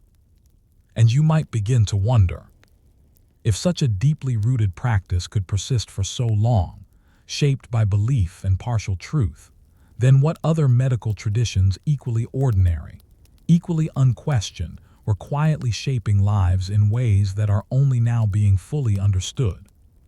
Story 4. Herb Gardens of Survival, Medieval Pharmacology. You step away from the enclosed, shadowed spaces of treatment rooms and into something quieter, more open though no less essential. Behind the stone walls of a monastery or hospital, often overlooked by those focused on beds and remedies, lies a carefully ordered garden. At first glance, it might seem ordinary. Rows of green plants stretch in neat patterns, separated by narrow dirt paths. Wooden markers identify each section, though not always with words, sometimes with simple symbols or memory alone. The air here is different, lighter, fragrant but not overwhelmingly so, a mix of earth, leaves, and something faintly bitter. But this is not a place of leisure. This is where medicine begins. You walk slowly between the rows, and a monk or caretaker moves nearby, tending to the plants with quiet focus. He does not rush. Each leaf, each stem is handled with care. There is no wasted movement. He knows these plants not as decoration, but as tools, each one with a purpose learned through years of observation. Here, knowledge grows in the soil. One of the first plants you notice is sage. Its leaves are soft, slightly rough, and carry a distinct scent when touched. It is used often for sore throats, for digestive discomfort, for general weakness. The reasoning is not written in chemical terms, but the results are familiar enough to make it reliable. Nearby grows rosemary, its thin leaves releasing a sharper, more penetrating aroma. It is used to stimulate circulation, to improve memory, to strengthen the body after illness. Whether all of these effects are real is uncertain, but enough of them are noticeable to keep it in constant use. You begin to understand that this garden is not random. It is curated. Each plant has earned its place. Further along, you come across yarrow, a plant with delicate white flowers. It is particularly valued for wounds. Crushed and applied directly, it can help stop bleeding. This is not a belief without basis. Yarrow contains compounds that promote clotting, though the practitioners do not describe it that way. They simply know that it works. The caretaker pauses beside it, trimming carefully, ensuring that it continues to grow strong. Overharvesting would weaken the plant, and with it, the supply of medicine. Sustainability, though not named as such, is understood. You might begin to notice how much of this knowledge depends on continuity. Plants must be grown, not just gathered. Seeds must be saved. Conditions must be maintained. A failed harvest is not just a loss of food, it is a loss of treatment. And so, the garden is protected. Walls keep out animals. Paths prevent damage from careless steps. Water is brought when needed, even if it requires extra effort. This is a place of quiet discipline. As you continue, you see plants that are less familiar. Some are known to be dangerous if used incorrectly. Monkshood, for example, grows in a controlled section, its striking appearance masking its toxicity. It is not used often and never casually. In very small amounts, it may serve as a pain reliever. In larger ones, it becomes deadly. The caretaker treats it with respect, not fear. This is another aspect of medieval pharmacology that becomes clear. The line between medicine and poison is thin. Dosage matters, though it is not measured precisely. Experience guides the hand. Too little and the effect is lost. Too much and harm follows. You might wonder how often mistakes were made. The answer is not entirely clear, but the caution you observe suggests that the risks are well understood, even if not fully controlled. In another section of the garden, you find plants used for calming the mind. Lavender grows in small clusters, its scent gentle and steady. It is used to ease restlessness, to encourage sleep, to reduce anxiety. Again, the effect is subtle, but real enough to be trusted. A patient struggling with sleeplessness might be given a sachet filled with dried lavender, placed near the bed. The scent lingers, creating an environment more conducive to rest. This is not a cure, but it is a form of care. You begin to see that many of these plants do not act directly on illness in a dramatic way. Instead, they support the body, easing symptoms, improving comfort, creating conditions in which recovery becomes more likely. This approach, though limited, is consistent. The garden itself reflects this philosophy. There is no single plant that solves everything. Instead, there is a collection, each one addressing a different need, each one contributing to a larger system.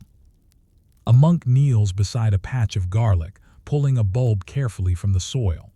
Garlic is used frequently, both as food and as medicine. Crushed and applied, it has a strong, almost harsh effect on wounds. Consumed, it is believed to strengthen the body and protect against illness. You might recognize that garlic does indeed have antibacterial properties, though here it is understood simply as something that helps. The monk carries it back toward the hospital, where it will be prepared as part of a remedy. This connection between garden and treatment is constant. Nothing here exists in isolation. Every plant is part of a cycle: grown, harvested, prepared, applied. The process repeats, season after season. And with each cycle, knowledge deepens. You might notice that some plants are arranged together intentionally. Those used for similar conditions are grouped, making them easier to find and harvest. This is not written organization, but practical. Efficiency matters, especially when time is limited. A patient with a wound cannot wait while herbs are searched for. As the day continues, you see more of these quiet interactions. A leaf is tasted, its bitterness noted. A root is examined for signs of disease. Seeds are collected and stored carefully. This is not experimentation in the modern sense, but it is close. The caretakers observe changes. If a plant grown in one area proves more effective, its seeds may be favored. If another weakens, it may be replaced. Over time, the garden evolves. You begin to understand that this is a living system, not just of plants, but of knowledge. And yet there is still uncertainty. Not every plant works as expected. Some remedies fail. Others produce effects that are difficult to interpret. Without precise understanding, the reasons remain unclear. Still, the process continues, because even partial success is valuable. As the light begins to fade, the garden takes on a different quality. Shadows lengthen and the air cools. The caretaker finishes his work, ensuring that everything is in order before leaving. You remain for a moment longer, looking across the rows. It all seems so quiet, so ordinary. And yet within this space, something significant is happening. The foundations of pharmacology, of medicine derived from natural substances, are being built, one plant at a time. But a question begins to form. If these gardens held so much knowledge, if they contained plants that could heal, soothe, and sometimes harm, then how did practitioners decide which combinations to use and which to avoid? How did they move from individual plants to complex remedies that could address more than one symptom at once? You return to the quiet garden the next morning, the dew still heavy on the leaves, the scent of earth and herbs more pronounced. The rows seem alive in a way they did not yesterday. Each plant is not just a specimen, but a repository of knowledge, cultivated over decades, sometimes centuries. But now, you begin to notice something deeper: the ways these individual plants are combined to create more complex remedies. The caretaker kneels among the herbs, selecting sage leaves, a few sprigs of rosemary, and some dried chamomile. He crushes the leaves carefully, blending them into a small mortar. The fragrance is immediate, sharp, calming, slightly bitter. This mixture will become a tea for a patient with digestive discomfort and sleeplessness, addressing multiple symptoms at once. Each plant is chosen with intention, not at random. You begin to see the logic. One plant might soothe pain, another reduces inflammation, another calms restlessness. Together, they form a coherent system, a way to address the complexity of the human body without fully understanding the underlying causes of illness. It is a form of empirical reasoning, a method built on observation and experimentation rather than theory alone. Nearby, a more potent mixture is being prepared. A combination of garlic, yarrow, and a touch of monkshood is crushed and applied to a wound. The result is powerful. It cleanses, slows bleeding, and provides a mild analgesic effect. Each plant contributes in a different way. Garlic for its antibacterial properties, yarrow to control bleeding, monkshood for pain relief. The practitioner does not know the exact chemical interactions, but centuries of trial and error have shown that this combination produces a reliable effect. This is the essence of medieval pharmacology. Practitioners learn which combinations work through careful observation of outcomes. Success reinforces the practice. Failure prompts adjustment. Recipes are shared among practitioners, copied into manuscripts, passed down from one generation to the next. Knowledge accumulates slowly, almost imperceptibly, shaped by human experience and the practical limitations of the time. You notice that many of the remedies prepared in the garden are polyvalent. They can address multiple conditions at once. A single infusion of herbs may soothe a cough, calm restlessness, and ease stomach pain simultaneously. The logic is simple. Symptoms often overlap, and the body rarely suffers from a single isolated issue. Remedies must be flexible, adaptable, and widely applicable. This approach also increases the chance of at least partial success, reinforcing trust in herbal treatments. Beyond individual remedies, the garden itself becomes a classroom. Apprentices and young practitioners observe the caretakers, learning to recognize plants by their scent, color, and texture. They learn when to harvest roots, when to gather leaves, and when flowers are at their most potent. Every detail matters. Timing, seasonality, and method of preparation can dramatically affect the effectiveness of the remedy. What might seem trivial the day a herb is picked, the way it is dried can be the difference between relief and failure. Some of the plants are more dangerous. Monkshood, nightshade, and other toxic species are carefully measured.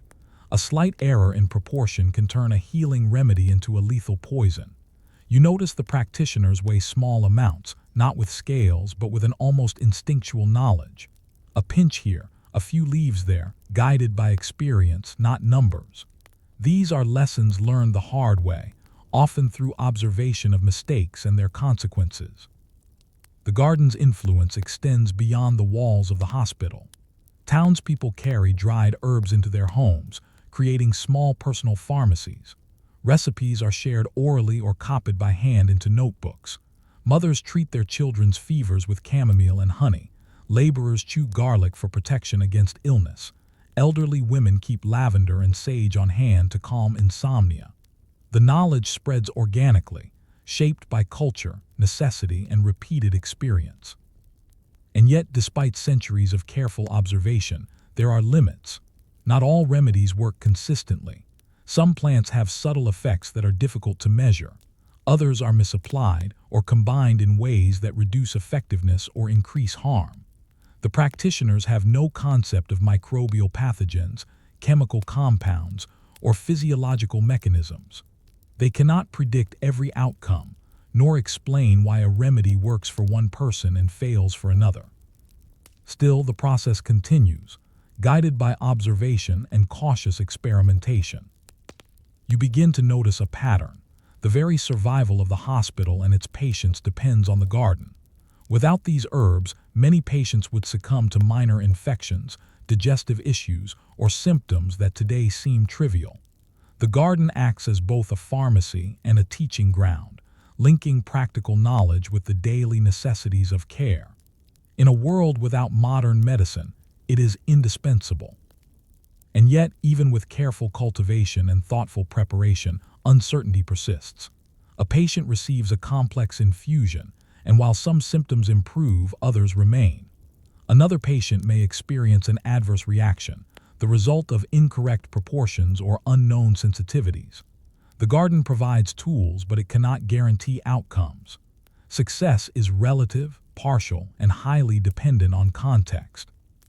You leave the garden in the late afternoon, watching shadows stretch across the neatly ordered rows. It seems ordinary plants, soil, water, and human care. But within this simplicity lies centuries of knowledge, painstakingly accumulated and quietly preserved. The methods are empirical, the results variable, and the insights profound. A question lingers as you turn away. If the foundation of modern pharmacology, the careful observation, the systematic combination of natural substances, and the iterative refinement of remedies was already being practiced in these gardens, then how many other seemingly ordinary practices were quietly laying the groundwork for the scientific understanding of medicine? How much wisdom existed in the mundane, in the careful tending of plants and observation of their effects, that would only later be recognized as essential to survival and health. The garden grows quieter as dusk settles, but its influence is far from fading. You wander slowly among the rows, observing the careful organization and noticing small details that might have gone unnoticed before. The way young shoots are pruned, the spacing between plants, the way sunlight reaches certain areas more than others. Everything here is intentional. Nothing is wasted. This is a place where survival and knowledge intertwine. You think back to the patients who benefited from these herbs, the child soothed by chamomile, the laborer fortified by garlic, the elderly woman eased into sleep by lavender. Each remedy, each preparation, reflects a subtle but profound understanding of how the human body responds to its environment. The garden, in essence, is both laboratory and pharmacy, experiment and archive. Yet for all its careful planning, the garden does not guarantee success. You notice a patch of yarrow that has not flourished this season. Its leaves are sparse, its flowers few. A remedy that would have been reliable last year may now be weaker. This reminds you that nature itself is unpredictable. Even the most meticulous care cannot fully control the variables of weather, soil quality, or pests. Here, resilience is as much about adaptation as precision. The caretakers themselves are aware of this. You see a monk taking notes, documenting which plants thrived, which combinations were effective, and which caused unintended side effects. These records, often copied by hand, form the basis for future generations. They are careful not to rely solely on tradition but to observe, test, and refine. It is a quiet process of cumulative learning. Walking further, you encounter a collection of less familiar plants: comfrey, marshmallow root, and gentian. These are used sparingly, but when applied correctly, their effects can be remarkable. Comfrey, for instance, is applied to broken bones and deep bruises, promoting healing in ways that are not fully understood but observable. Marshmallow root soothes irritation and inflammation. Gentian stimulates appetite and digestion. Each plant has a story, a set of instructions, and a record of outcomes. You begin to notice another pattern. Medieval pharmacology relies as much on context as on the plants themselves. A remedy's effectiveness is influenced by the patient's age, constitution, the season, and even the method of preparation. The same infusion, brewed too long or too short, may have diminished effects. A leaf harvested too early or too late may be less potent. The practitioners have no modern instruments, yet they develop a sophisticated understanding of timing, dosage, and preparation, a knowledge honed through observation over generations. Beyond the walls of the hospital or monastery, this knowledge is disseminated through personal and communal experience. Families maintain small herb gardens, apprentices accompany traveling physicians, and manuscripts circulate among monasteries and medical schools. Knowledge is preserved, adapted, and shared, often orally, sometimes in carefully written instructions. These ordinary practices, cultivating, observing, Combining lay the foundation for future scientific understanding, even if the practitioners do not recognize it as such. And yet, uncertainty remains a constant companion. A remedy that succeeds for one patient may fail for another. A mixture that calms one fever may have little effect on a different type of illness. This unpredictability does not render the practice useless. Rather, it teaches patience, observation, and humility. Success in medieval pharmacology is rarely absolute. It is measured in incremental improvements, partial relief, and the prevention of decline. You reflect on how these gardens, so ordinary in appearance, represent a profound human endeavor. They embody an empirical approach to medicine long before the advent of modern science. Observation, record-keeping, experimentation, and careful application all are present here, quietly shaping lives. The simplicity of leaves, roots, and flowers masks the sophistication of the knowledge they carry. As night falls, the garden takes on a different quality. The air cools, the scent of herbs sharpens, and the shadows of plants stretch across the soil. You can almost feel the continuity, the generations of caretakers, patients, and observers, whose interactions with these plants shape not only immediate survival, but the trajectory of medicine itself. And yet, one question remains, persistent and thought-provoking. If such careful observation, systematic combination, and empirical experimentation were already taking place in these seemingly humble gardens, then how many other overlooked practices, daily routines, ordinary remedies, and quiet observations were shaping medieval medicine in ways that laid the groundwork for our modern understanding of health? How much of what seems mundane today was, in fact, the hidden scaffolding of survival and scientific discovery? With that thought, the garden, now in shadow, seems both ordinary and extraordinary, a testament to human ingenuity, patience, and the relentless pursuit of understanding in a world full of uncertainty. Story 5. The role of baths and hygiene in medieval healing. You step into a space that seems, at first glance, deceptively ordinary, a simple bathhouse, its walls stone, floors damp, and the air filled with the scent of minerals and soapwork. Steam rises from large wooden tubs, mingling with the faint odor of herbs hung above doorways. This is not merely a place of cleanliness. It is a place of health, a center of prevention and care in a time when water is both essential and perilous. In the medieval world, bathing is not taken lightly. It is not casual, nor merely a matter of comfort. People understand, even if imperfectly, that water affects the body. It cleanses not only the skin but also the spirit, and in some beliefs, it can rebalance internal humors. Bathing is medicine as much as ritual, a way to influence the body in subtle, observable ways. You watch as attendants draw water from heated cisterns, mixing it carefully to achieve a moderate temperature. Too hot, and it can scald the skin or cause faintness. Too cold, and it fails to relax the muscles or stimulate circulation. The balance is delicate, guided by experience rather than formal measurement. Patients enter, often reluctant at first. Some suffer from fatigue, others from skin ailments, yet all are treated with the same careful preparation.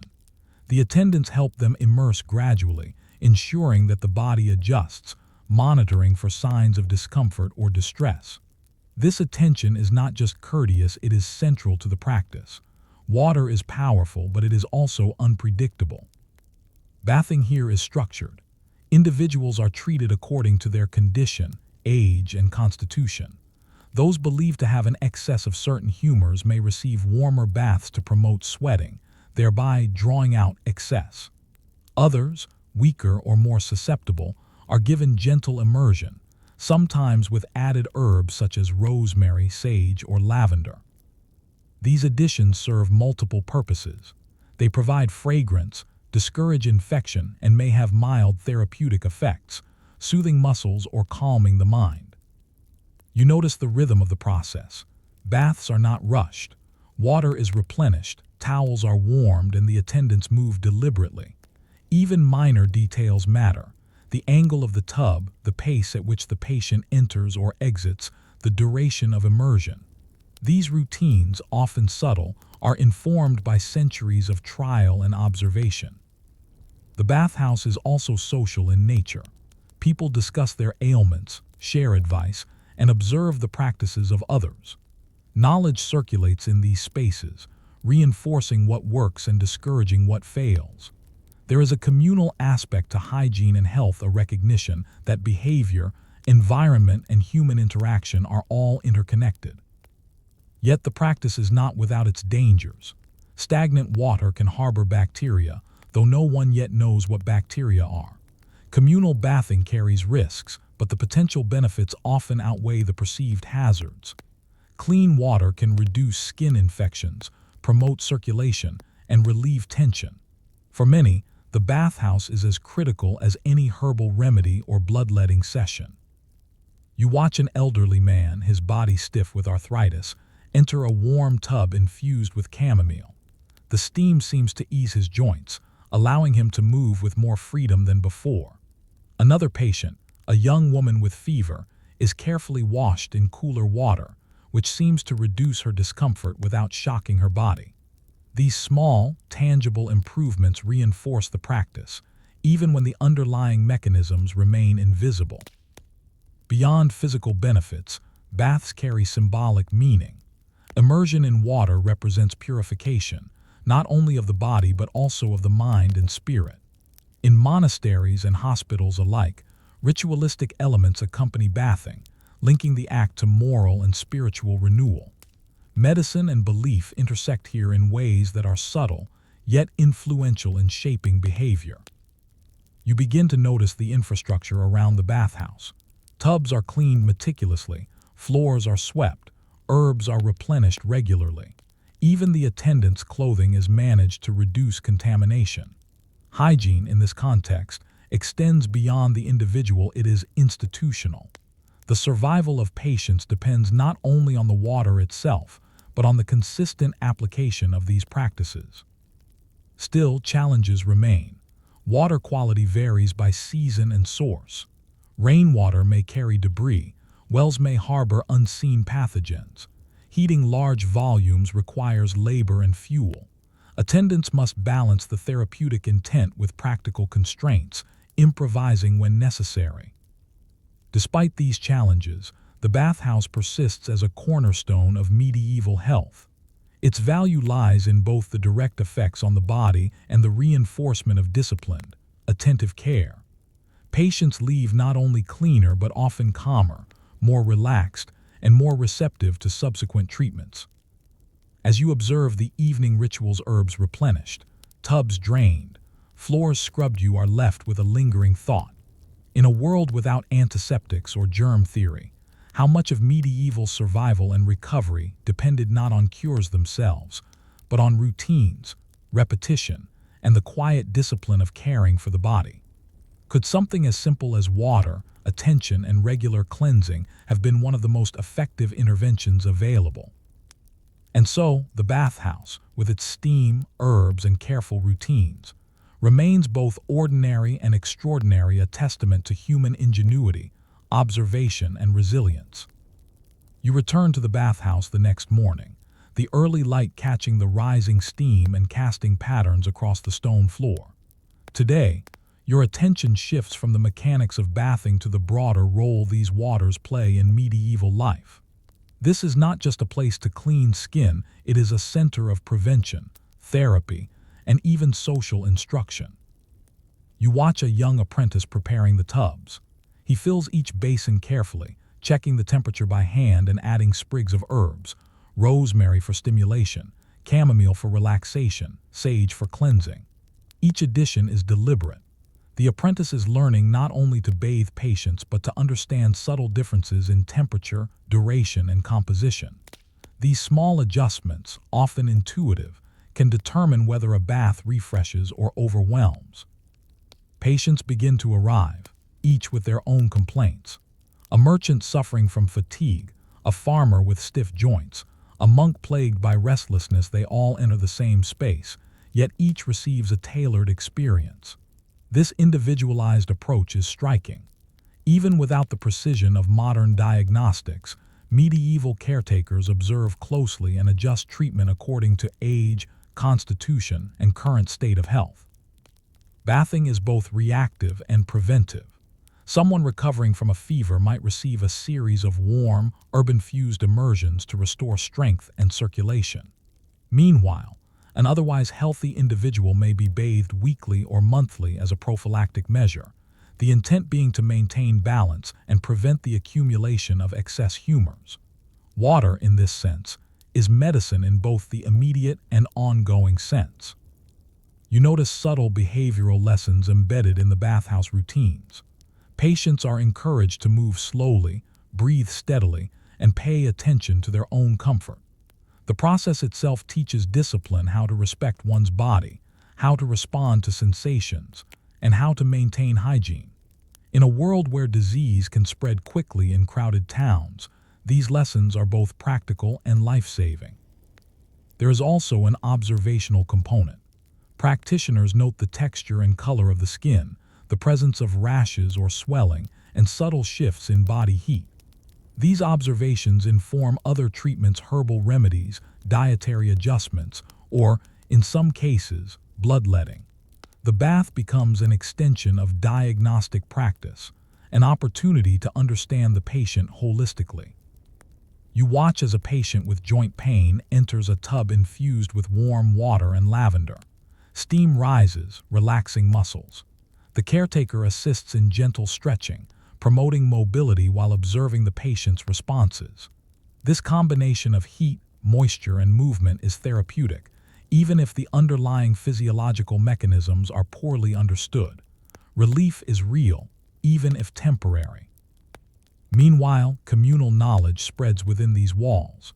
Apprentices observe not only the techniques, but also the patient's reactions. They learn which temperatures soothe and which may provoke discomfort. They see how herbs influence mood and physical sensation. This is hands-on education in the art of care, a direct transfer of empirical knowledge that is both subtle and powerful. You begin to notice the broader societal implications. In towns with bathhouses, disease outbreaks are less frequent than in those without, even if medieval observers cannot articulate why. Regular washing reduces odor, removes dirt that can harbor infection, and supports overall health. Cleanliness, combined with herbal care, creates an environment more conducive to survival, particularly among populations that cannot afford extensive medical treatment. Yet challenges persist. Water must be sourced and heated, a labor-intensive process that consumes time and fuel. Not all bathhouses are maintained equally. Some rely on the skill and diligence of a single caretaker. Seasonal variation also affects operations. Cold winters may reduce bathing frequency, while warm summers allow more routine immersion. Access is not universal. The benefits of these practices depend heavily on social and economic factors. And still, the practice endures because it works in ways both obvious and subtle. Patients emerge more alert, more comfortable, and sometimes more confident in their health. The mere act of care, water, attention, observation has an effect. Healing is not solely chemical or mechanical. It is behavioral, environmental, and psychological as well. You might begin to see that the bathhouse represents a convergence of practical medicine, preventive care, and social education. It is a space where observation informs treatment, where routine enhances survival, and where knowledge is passed quietly from one generation to the next. Here, ordinary elements, water, herbs, heat, become instruments of survival. As the day progresses, you observe a new patient, a child recovering from a minor infection. The water is warm, scented with rosemary and chamomile. A caregiver washes the child gently, noting changes in color, responsiveness, and comfort. The routine is simple, yet every motion is deliberate. The child emerges calmer, cleaner, and better able to resume daily life. And yet, one question lingers. If bathing and hygiene, so seemingly ordinary, could produce measurable improvements in survival, comfort, and long-term health, then how much of medieval medicine's effectiveness relied on these consistent, routine practices, rather than more dramatic interventions like bloodletting or leeching. How often did simple, repeated care quietly tip the scales between life and death? As evening falls, you leave the bathhouse with this thought. The ordinary act of water flowing over skin may have been one of the most powerful tools available to medieval practitioners, a quiet, pervasive, and surprisingly effective form of medicine. Night has settled over the town, and the bathhouse stands empty, its tubs drained and floors scrubbed clean. Yet the echoes of its activity linger in the air, the faint scent of herbs, the warm stone walls that once held steam, the soft impressions of footsteps on damp floors. This ordinary space has, in ways both subtle and profound, shaped the survival and well-being of those who relied upon it. As you reflect, it becomes clear that the bathhouse was more than a place to wash away dirt. It was a center of observation, teaching, and preventive medicine. Each immersion served a dual purpose: immediate physical benefit and the transmission of knowledge. Caretakers and apprentices learned to recognize changes in skin, posture, and response to temperature, building a practical understanding of the human body long before microscopes or germ theory existed. You think of the patients who frequented these baths, the laborer exhausted from field work, his joints eased by warm water, the merchant recovering from fever, his strength renewed in gentle immersion, the child soothed by aromatic herbs, learning early how hygiene supports health. Each benefited not from a single cure, but from the consistent, attentive practice of care. And yet there is a tension here. In medieval society, water could be both life-giving and dangerous.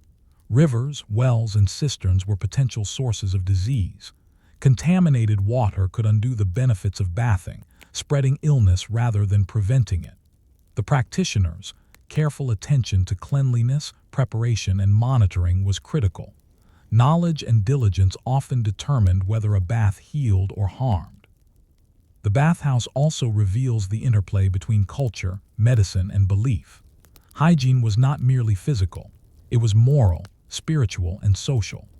Cleanliness was associated with virtue, and the act of bathing carried symbolic weight.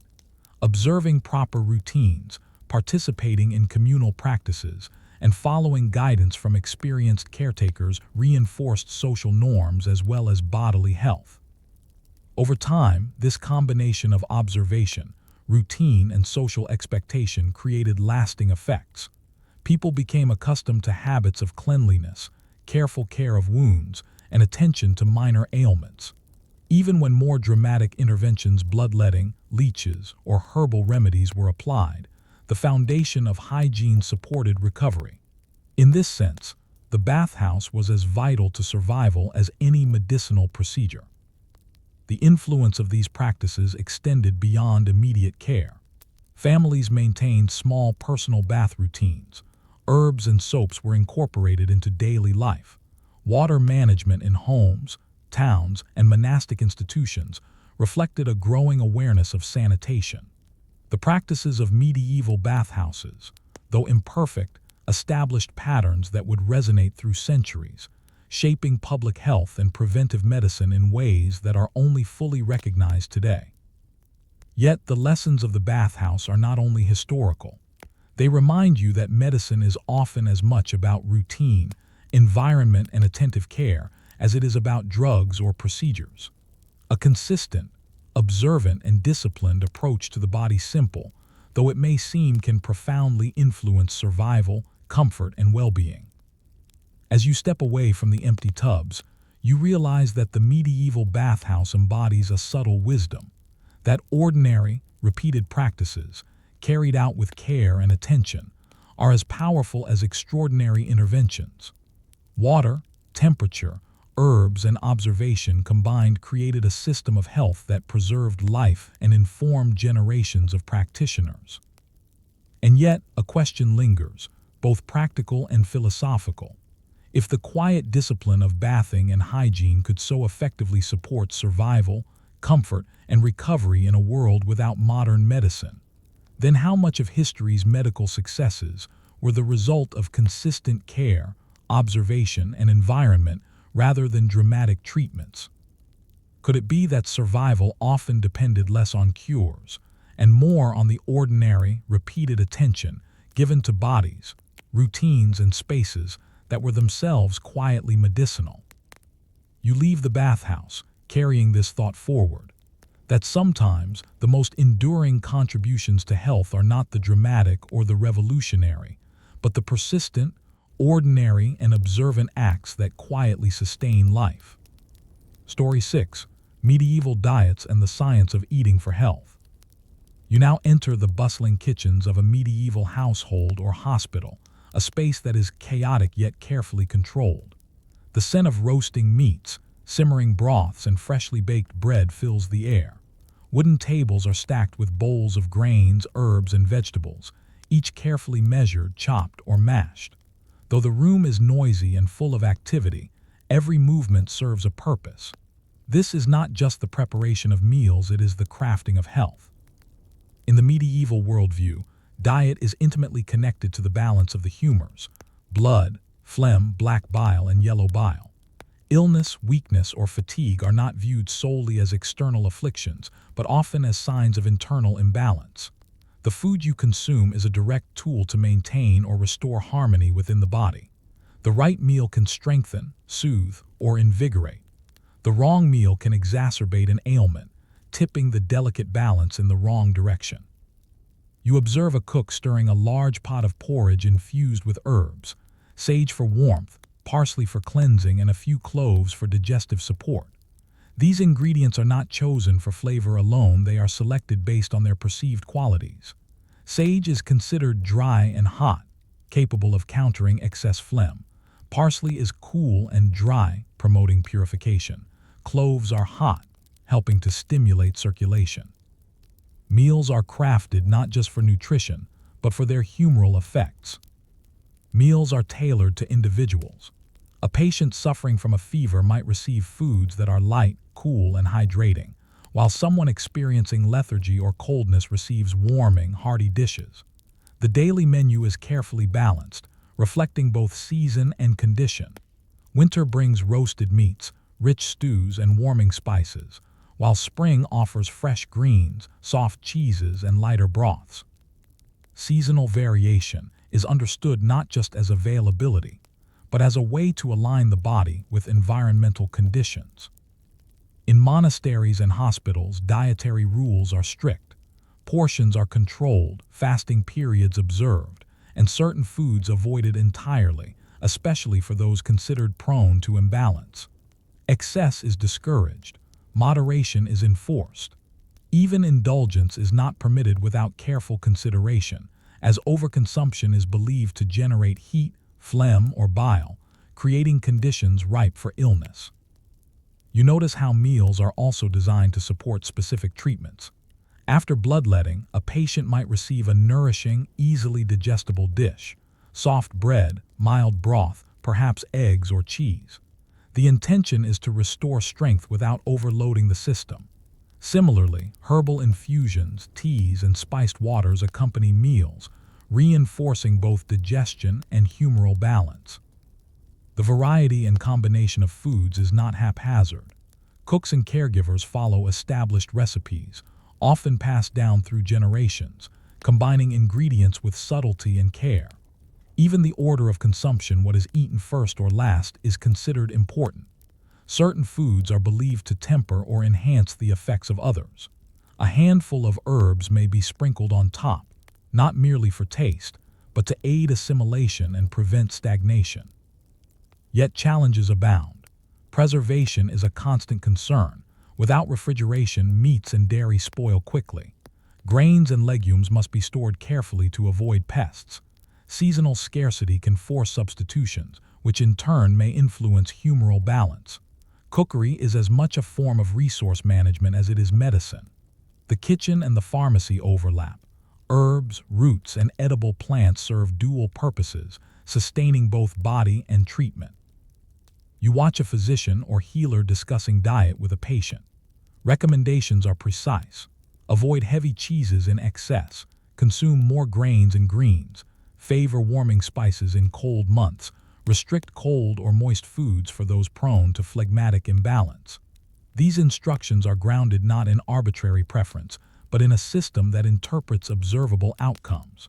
Patients who follow the guidance often experience measurable improvement, reinforcing trust in the dietetic framework. What strikes you most is the integration of food into every aspect of care. Diet is not peripheral, it is central. It is preventative, supportive, and curative in its own right. Meals are carefully scheduled, portions controlled, and ingredients selected for their therapeutic qualities. The kitchen becomes an extension of the hospital or monastery, a laboratory for daily survival. And yet, for all its sophistication, the system has limits. Illnesses caused by infectious agents, parasites, or poor sanitation often defy even the most careful dietary regimen. While humoral theory guides food choices, it cannot replace the need for observation, hygiene, or other treatments. Success depends on context, combination, and timing, rather than diet alone. As the day comes to a close, you see the final preparations for the evening meal. Pots are covered, bread set aside, herbs dried for future use. The care put into every action reflects a profound understanding that food is not merely fuel but medicine, sustenance, and protection. It is central to survival and recovery, quietly shaping lives as much as leeches, baths, or herbal remedies. And yet, one question lingers. If the careful crafting of meals could influence recovery, prevent imbalance, and support strength in so many patients, then how much of medieval medicine's apparent effectiveness depended on these ordinary, repeated acts of nourishment rather than dramatic interventions? Could the humble preparation and consumption of food have been among the most powerful, yet overlooked, tools in maintaining health? You return to the kitchen the next morning, the scent of freshly baked bread mingling with herbs and simmering broth. Today, your attention shifts from the general principles of humoral theory to the practical ways diet was adjusted for individual patients. In the medieval world, food is medicine, but its effectiveness depends on careful tailoring. Age, constitution, season, and illness all influence what is prepared, served, and eaten. A young apprentice needs dough while a healer consults a ledger filled with notations. Phlegmatic child soft grains, warming spices, avoid raw greens. Another column lists bilious adult light porridge, cooling herbs, moderation in meat. The level of detail is striking. Food is prescribed much like a remedy, and the kitchen becomes a site of empirical experimentation. Observations from past meals, patient reactions, and seasonal variations are recorded and inform future decisions. Seasonality is central. In spring, fresh greens, young herbs, and light broths dominate the menu. These are believed to purify the body after the stagnation of winter, when heavier foods, meats, root vegetables, and preserved grains have built up warmth and excess humors. Summer calls for cooling foods, cucumbers, lettuce, dairy, and mild broths to counteract heat and prevent fevers. Autumn favors heartier meals to prepare the body for cold, and winter emphasizes warmth and richness, countering cold and moisture with roasted meats, spiced breads, and hearty stews. The choice of ingredients is guided by humoral qualities, but also by local availability. In towns and monasteries, cooks work with what is at hand: barley, oats, legumes, cabbage, onions, and preserved fruits. Exotic spices like cinnamon, cloves, and nutmeg are used sparingly, both for flavor and perceived potency. The cost and rarity of certain foods limit their use, creating a subtle hierarchy of treatment. Those who can afford imported spices receive more complex, stimulating meals, while others rely on local staples. Meals are also individualized based on physical condition. A patient recovering from bloodletting may receive soft, nourishing dishes, light porridge, stewed vegetables, and broth enriched with herbs like sage or parsley. These foods provide sustenance without taxing the weakened system. Conversely, a person experiencing lethargy, coldness, or poor appetite may be offered warming, stimulating foods, roasted meats, spicy sauces, and hearty grains to restore energy and encourage circulation. The The careful blending of flavors and qualities is intentional. Sweet, sour, bitter, and salty tastes are matched to humoral needs. Sweetness is often thought to strengthen, sourness to cleanse, bitterness to purge, and salt to preserve balance. This sensory system serves as a guide for both preparation and consumption, offering a tangible way to monitor and adjust meals for therapeutic effect. Beyond the kitchen, the influence of diet extends to daily routines. Meals are scheduled, portions controlled, and overeating discouraged. Eating slowly, chewing thoroughly, and resting after meals are all emphasized. These habits are as much a part of treatment as the ingredients themselves, reinforcing the notion that care extends beyond what is consumed to how it is consumed. You notice that food is frequently combined with other treatments. Herbal infusions accompany meals, enhancing digestive function and contributing to humoral balance. Broths are often spiced with warming or cooling herbs depending on the patient's condition. This integration of diet and herbal therapy reflects a holistic understanding. The body is a complex system, and nourishment, observation, and subtle interventions work together to maintain health. Yet even with careful planning, challenges persist. Seasonal shortages, spoilage, and unpredictable illness complicate efforts. Patients respond differently to the same meals, requiring continual observation and adjustment.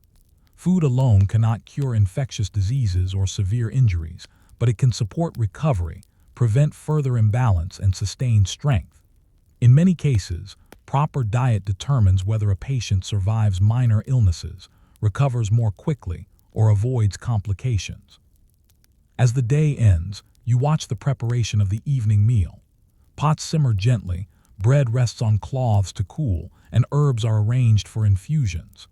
The kitchen is a quiet, ordered space where careful attention, accumulated knowledge, and patient observation converge.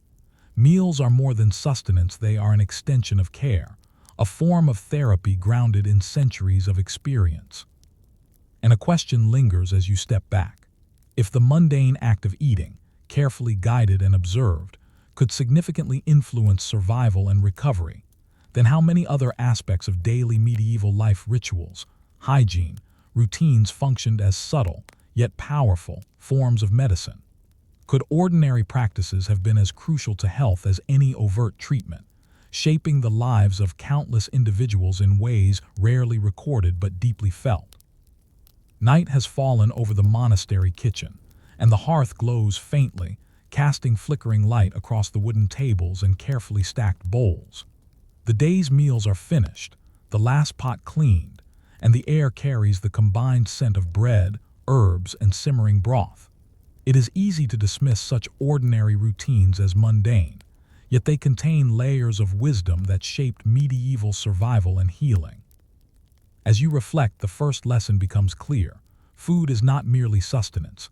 It is medicine, prevention, and therapy rolled into one. In an era before modern pharmacology, the careful selection, preparation, and timing of meals offered one of the most reliable means to maintain health. A patient's constitution, age, and current condition all informed what they ate, how it was served, and when it was consumed. In this system, nourishment was strategic. You recall the patients you have observed.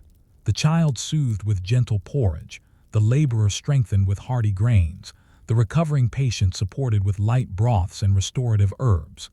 Each meal was an intervention in its own right. Over time, the careful observation of results who thrived, who faltered built a body of empirical knowledge that informed future practice. Recipes were recorded, routines established, and the accumulated wisdom quietly persisted across generations. What strikes you next is the integration of diet with broader medical practices. Meals were not isolated interventions.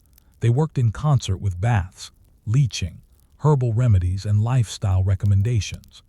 A patient's recovery might hinge as much on consistent, appropriate nutrition as on more dramatic treatments. The ordinary, repeated acts of eating and digesting carefully prepared meals became as vital to survival as any procedure applied by a physician or healer. Seasonality and environment played a role as well. Understanding which foods harmonized with the changing seasons, and which foods best countered excesses of heat, cold, moisture, or dryness, reflects a sophisticated, if imperfect, knowledge of the human body's interaction with its surroundings. This sensitivity to context, matching diet to climate, season, and individual needs, was crucial to both survival and comfort. Yet the medieval approach to diet also illustrates the limits of observation and theory. Humoral principles guided meals, but they were not infallible. Illnesses that we now understand to be infectious or nutritional deficiencies often could not be fully addressed by diet alone. Still, for minor ailments, chronic imbalance, or general weakness, proper meals made a measurable difference. In many cases, nourishment was not curative in a dramatic sense but preventive, sustaining strength and resilience over time. There is another lesson here. The ordinary can be extraordinary. The preparation of meals, something so routine and unremarkable, served as a primary instrument of care. It required attention to detail, understanding of principles, and disciplined execution. The kitchen was, in effect, a laboratory and the cook a practitioner. Each stirring of a pot, each measured handful of herbs, and each carefully timed meal represented a deliberate intervention into the patient's health and survival. You notice the social and educational dimensions as well. Apprentices and novices learned the principles of nourishment by observing the preparation and monitoring outcomes. Recipes, combinations of herbs, and techniques of cooking were transmitted orally and in manuscripts.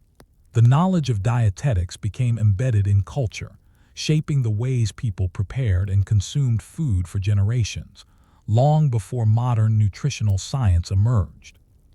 And finally, you recognize the enduring insight of medieval dietary practice, that survival is rarely the result of a single dramatic act.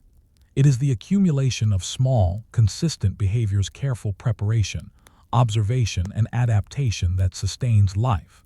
Meals, baths, herbs, hygiene, and attention to daily routine form an interlocking system, quietly supporting human resilience. Even when individual interventions were imperfect, their repeated application created measurable effects, improving comfort, strength, and the chances of recovery. As you step out of the warm kitchen into the cool night air, one thought lingers. In a world without precise scientific measurements, microscopes, or germ theory, it was often the ordinary, repeated, and carefully observed acts of daily life, meals prepared with intention, water managed with care, herbs tended and applied, that determined survival. Perhaps the true power of medieval medicine lies not in dramatic cures, but in these persistent, quiet practices that built resilience one day, one meal, and one patient at a time. And with that, you are left to wonder, how many other ordinary acts, now forgotten or overlooked, shaped human health in ways we still fail to recognize? How many lives were preserved, not by leeches or surgeries, but by the careful attention to the simplest, most routine aspects of daily existence? Story 7. Medieval pain relief, opium, mandrake, and other substances. You enter a small, dimly lit chamber where the air is heavy with the scent of dried herbs, resin, and faint smoke from a nearby brazier. The room feels simultaneously calming and unsettling, a place devoted to easing human suffering with substances both familiar and mysterious. Here, in a medieval household or hospital, pain is treated not merely as a symptom, but as a force to be managed, mitigated, and sometimes feared. Pain was pervasive in medieval life. Daily existence, long hours of labor, frequent injuries, and the constant threat of disease meant that human bodies endured discomfort regularly. Birth, surgery, wounds, illness, and chronic conditions all carried acute or persistent pain. The absence of modern analgesics and anesthesia made even minor procedures daunting. People relied on what was available, natural substances whose effects were known, if inconsistently understood, and whose risks were carefully weighed against their benefits. One of the most common remedies was opium, derived from the poppy. You see a small pouch of dark, sticky resin, carefully stored away from light and moisture. This substance is potent, taken in measured doses as a decoction or mixed into wine. It can dull pain, induce drowsiness, and calm anxiety.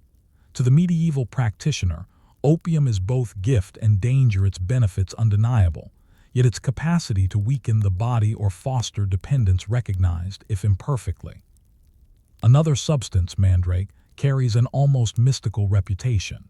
Its thick, forked roots resemble the human form, and superstition has long elevated it to the status of magical medicine. In reality, it contains alkaloids that act as sedatives and anesthetics. Used carefully, it can ease pain and induce sleep. Used improperly, it can be toxic or fatal. The root is handled with reverence, sometimes accompanied by ritual, tied to string, plucked with caution, and administered in precise amounts. You notice that many of these substances are integrated with other treatments. For example, a patient about to undergo minor surgery may be given a mild opiate decoction to dull awareness. Mandrake may be combined with wine or other herbs to enhance its calming effect while mitigating risk.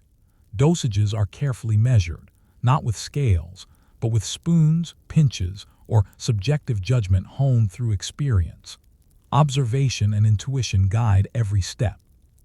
The use of these substances reflects a broader principle. Medieval medicine is as much about management as cure. Pain is inevitable, but suffering need not be. By carefully applying opium, mandrake, or other sedatives, practitioners provide temporary relief, create conditions for healing, and maintain dignity during illness or procedure. These interventions are pragmatic, focused on immediate human need.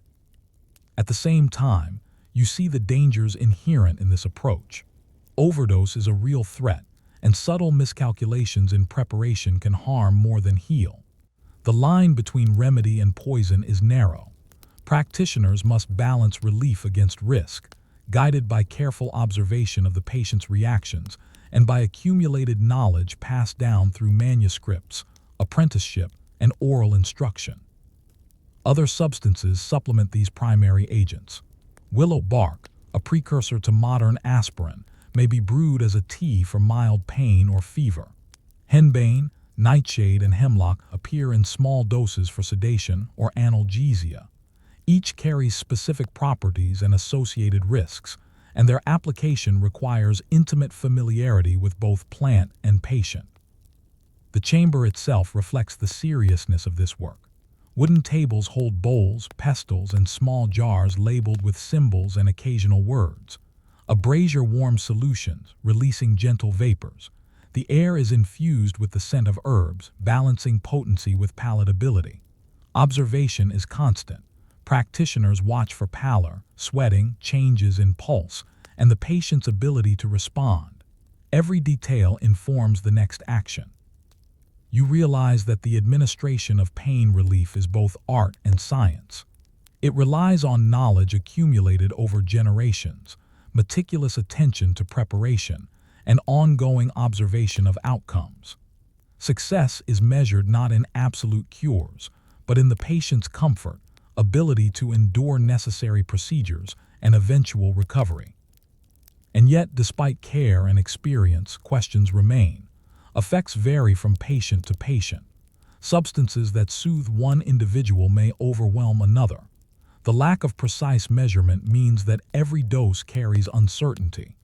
Outcomes are influenced by age, health, constitution, and context, making the practice as much judgment as technique. As evening falls, you step back and observe the quiet work of administering relief. Patients rest, drowsy but soothed, while practitioners record notes, adjust dosages, and monitor for reactions. It is a delicate balance, to ease suffering without causing harm, to provide comfort without over-reliance. A thought lingers in your mind.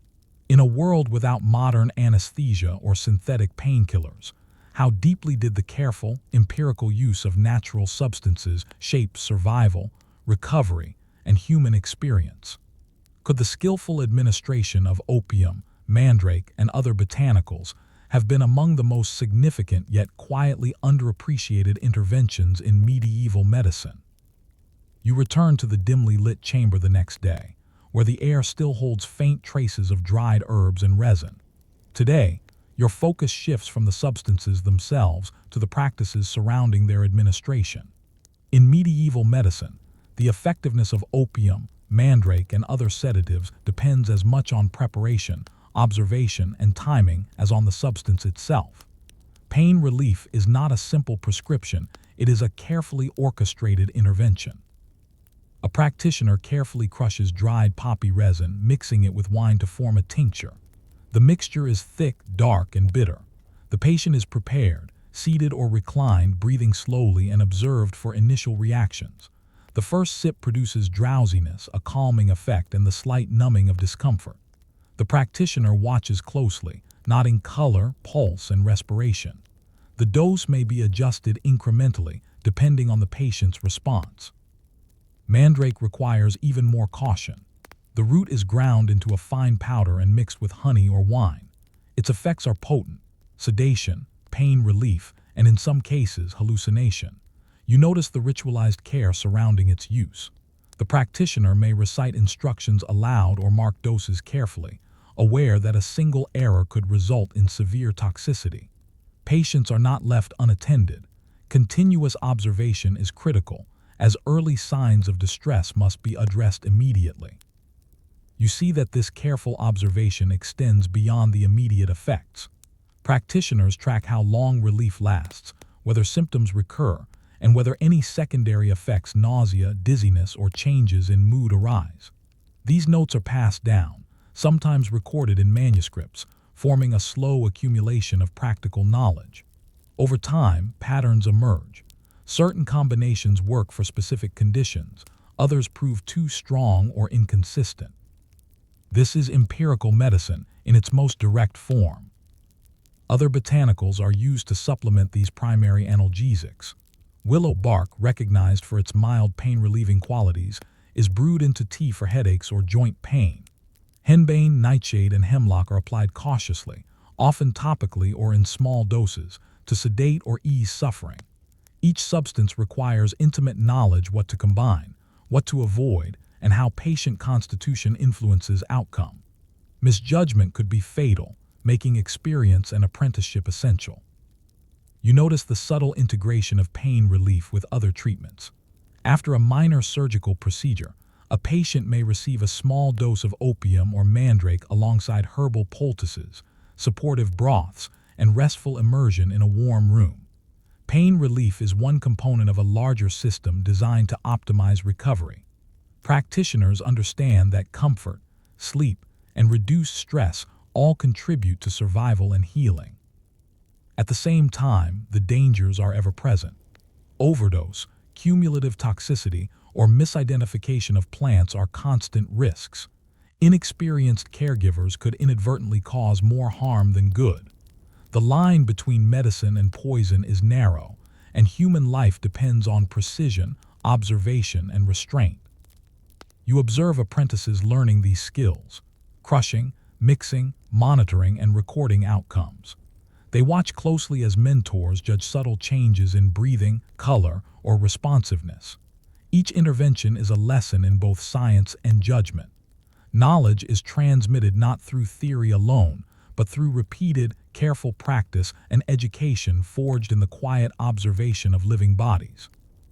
This section of medieval medicine emphasizes what modern observers often overlook. Pain relief was not about eliminating discomfort completely, but about creating conditions in which patients could survive procedures, rest, and recover. Even partial relief was valuable. Even a mild sedative, when administered carefully, could mean the difference between endurance and collapse during illness or surgery. And yet, one persistent question remains. In a world without precise dosing instruments or understanding of pharmacodynamics, how much of a patient's survival depended on the skill of the practitioner rather than the substance itself? Was the art of observation, timing, and adjustment as crucial, perhaps more so than the opium, mandrake, or other botanicals they administered? The chamber falls quiet as the day ends.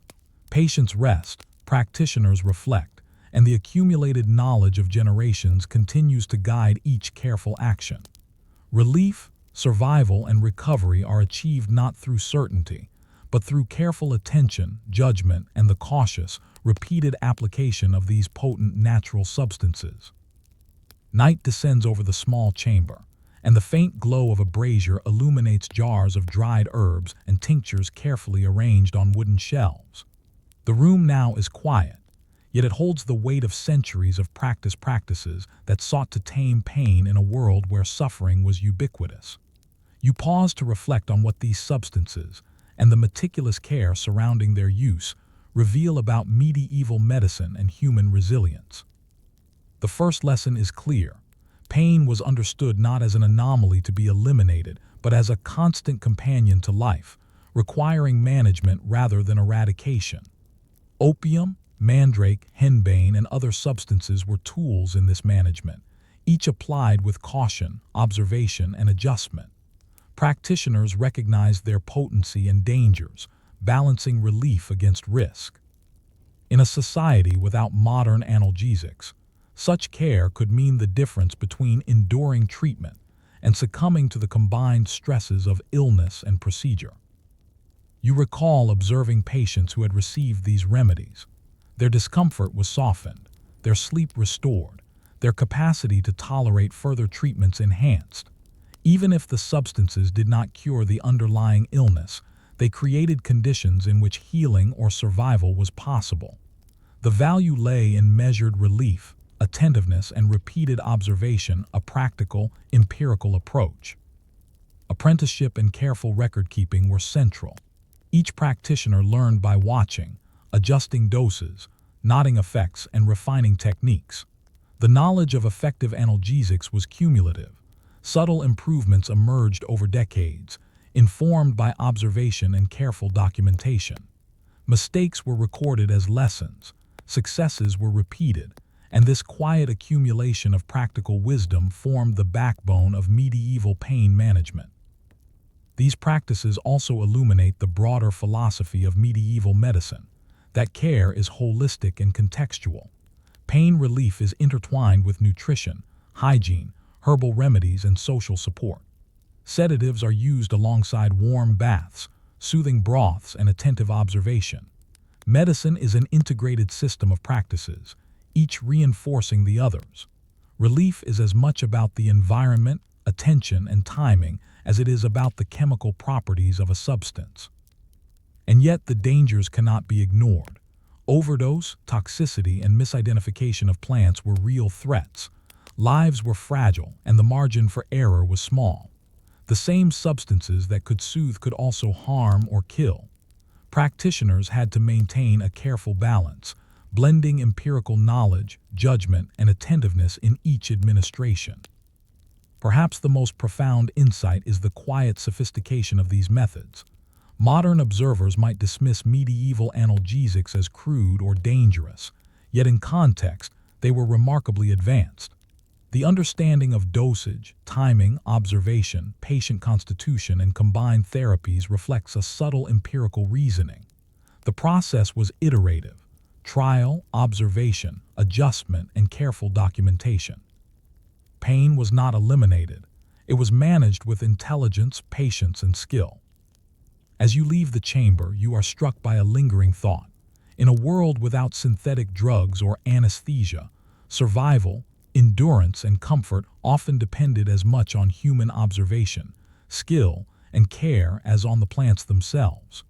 The practice of pain relief was a careful art, a balance between benefit and risk, guided by accumulated experience and constant vigilance.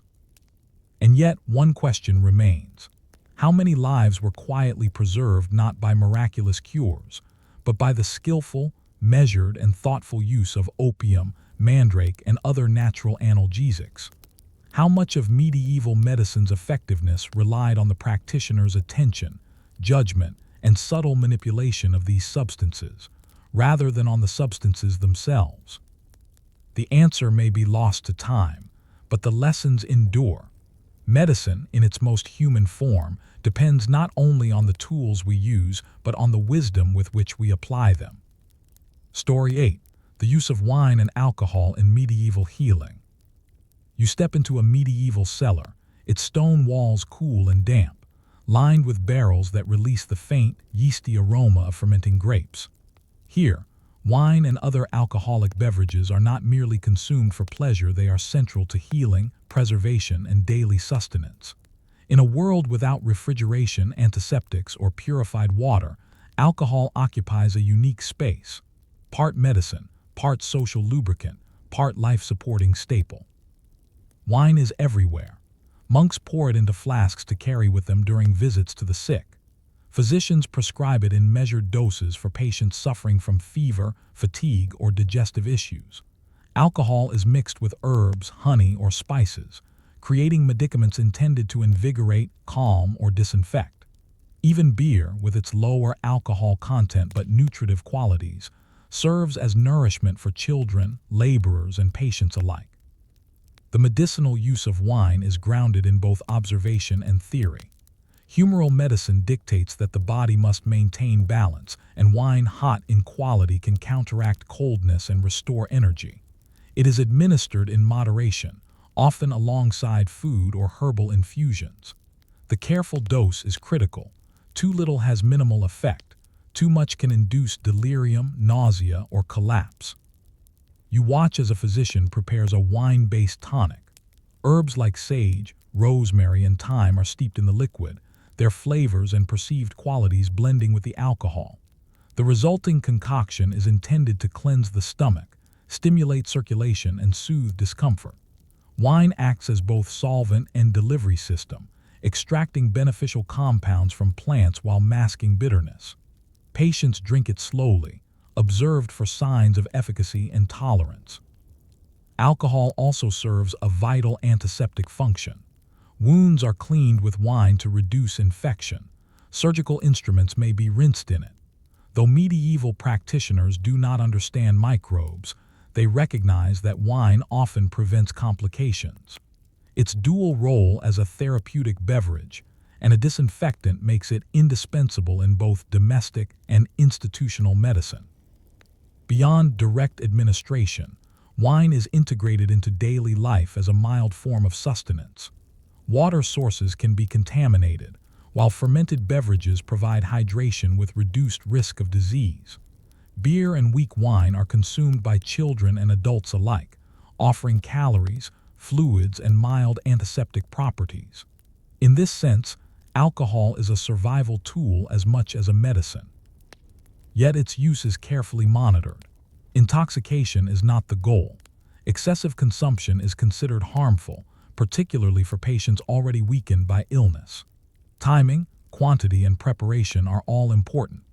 Practitioners weigh the patient's age, constitution, and condition, adjusting the strength and dosage accordingly. Even inebriation is sometimes used deliberately to calm anxiety or induce sleep, but always under watchful eyes.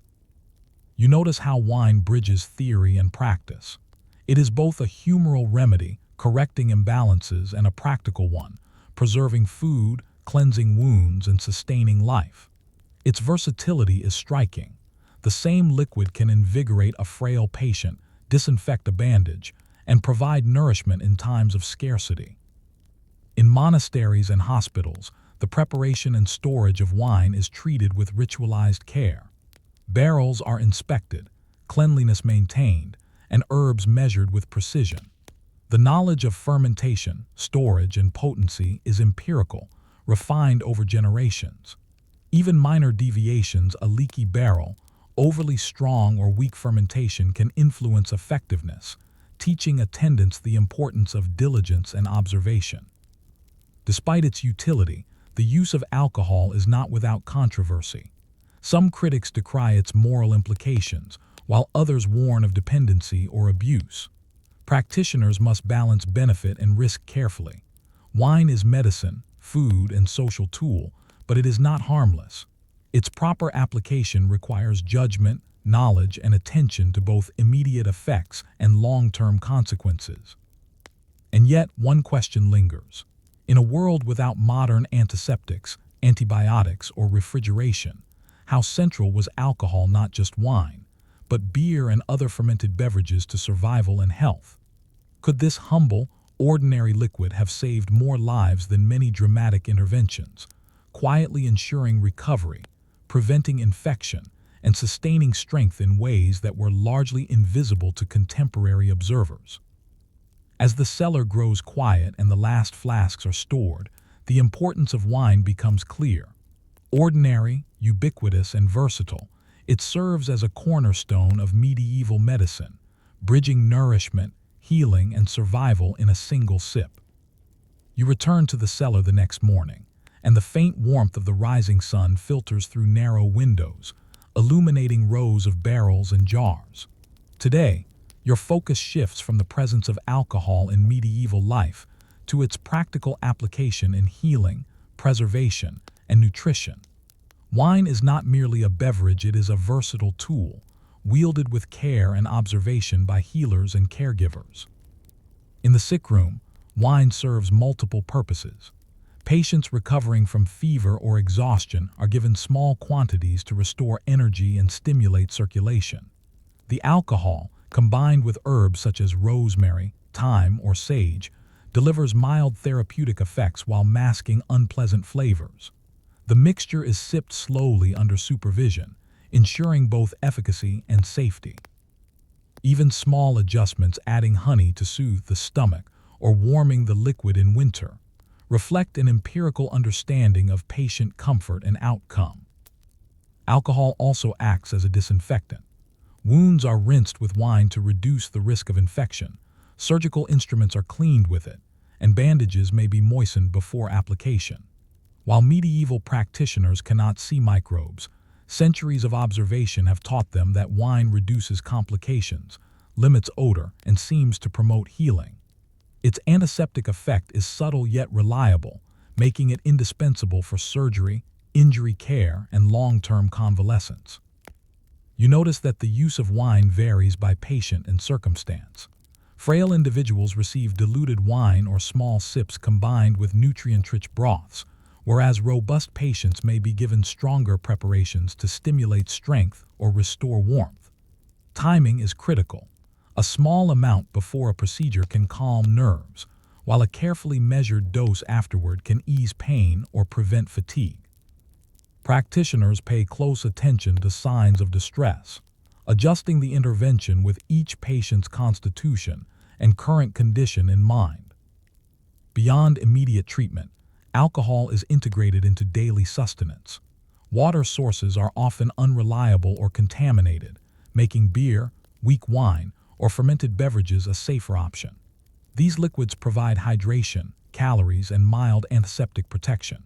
Children, laborers, and patients alike consume them regularly, often as a primary source of nutrition.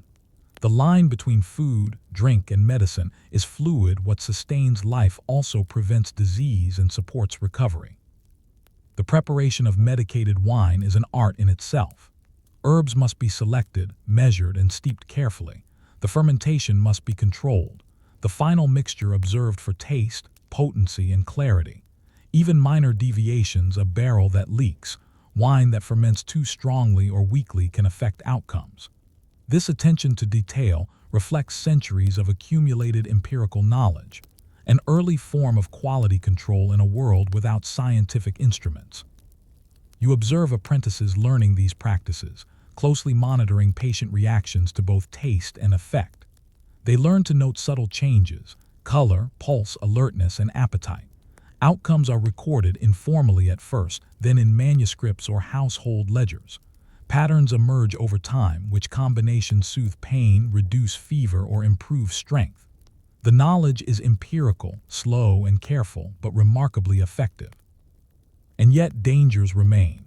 Excessive consumption, whether intentional or accidental, can weaken or endanger patients. Dependency is a concern, though rarely formally acknowledged. Wine is medicine, sustenance, and antiseptic, but it is not harmless. Its effectiveness depends on careful dosing, observation, and adaptation, a delicate balance between benefit and risk. The more you observe, the clearer it becomes that alcohol is a cornerstone of medieval care. Its role extends from nutrition to treatment, from prevention to comfort. Wine and beer bridge gaps left by the limitations of other remedies. They illustrate the practical ingenuity of medieval practitioners who relied on observation, repetition, and cautious experimentation to improve survival and comfort. And yet, one question lingers. If a humble fermented beverage could serve as medicine, antiseptic, and sustenance simultaneously, how many lives were quietly preserved by such ordinary tools? Could it be that wine, ubiquitous, accessible, and carefully applied, was among the most effective, if underappreciated, instruments of medieval medicine? Night has fully descended, and the cellar is silent except for the faint creak of barrels settling and the occasional drip of condensation along the stone walls. You step back to reflect on what you have observed. A world in which alcohol, wine, beer, and fermented concoctions serves as nourishment, medicine, and antiseptic, quietly supporting life in a time before refrigeration, antibiotics, or modern sanitation. The first insight is striking. Wine and beer are not indulgences but critical tools of survival. Patients recovering from illness or injury, workers facing long days, and children navigating vulnerability all rely on these beverages for sustenance, hydration, and subtle medicinal effects.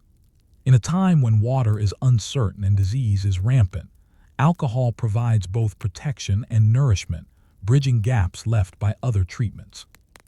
You recall observing patients treated with wine-based tonics. Herbs steeped in wine calm fevers, stimulate appetite, and ease discomfort. Wounds rinsed with wine show fewer complications, even when no antiseptic knowledge exists. The effects are modest yet meaningful, reducing suffering, sustaining energy, and supporting recovery. Wine is both immediate and preventive, a quiet, pervasive force in health. Equally remarkable is the integration of alcohol into broader medical practice. It works alongside diet, baths, herbal remedies, and attentive care. Patients are observed continuously, doses adjusted according to constitution, condition, and response. The practitioner's skilled judgment, attention, timing shapes outcomes as much as the beverage itself. The combination of substance, context, and observation creates a system both practical and surprisingly sophisticated. Apprentices learn these lessons firsthand. They witness the delicate balance required. Too little and the effect is negligible. Too much and it becomes dangerous. Observation, measurement by experience, and careful record-keeping ensure that knowledge is transmitted accurately across generations. This empirical, iterative approach underscores a larger principle. Medieval medicine is not merely trial and error, but a systematic, attentive engagement with cause, effect, and human variability. Alcohol also highlights a subtle understanding of hygiene and preservation.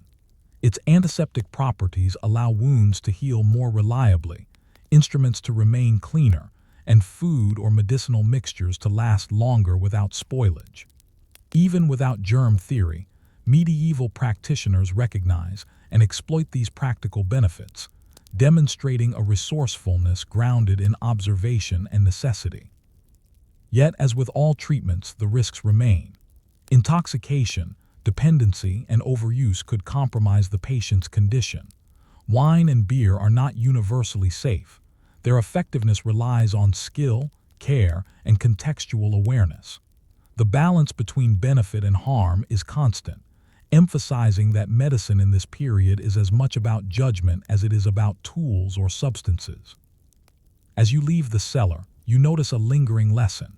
In medieval medicine, ordinary things, water, food, herbs, wine, are elevated through careful observation and disciplined practice into instruments of survival. They remind us that healing is rarely the result of a single dramatic intervention. Instead, it emerges from repeated, thoughtful, and attentive actions, tailored to circumstance and individual need. And yet, one question remains. If a simple, fermented liquid could sustain life, prevent infection, and ease suffering simultaneously, then how many other ordinary practices in daily medieval life, mundane acts of observation, preparation, and care, quietly shaped survival and recovery in ways modern medicine has long overlooked? The answer is likely hidden in the subtle rhythms of everyday life. In the careful dousing of wine, the timing of a meal, the monitoring of a patient's response, a quiet, enduring testament to human ingenuity and resilience. Story 9.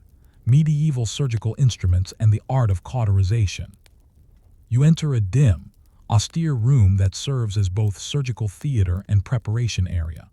The walls are stone, cold and bare, and a single window lets in a narrow shaft of light that falls across a wooden table covered with instruments. Here lies the frontier of medieval intervention, where healing, pain, and survival intersect through metal and fire. The instruments themselves are both fascinating and intimidating. Scalpels forged from iron, sometimes polished to a crude sharpness, lie alongside bone saws with jagged teeth, forceps with pinching grips, and hooks designed to probe, lift, or hold flesh.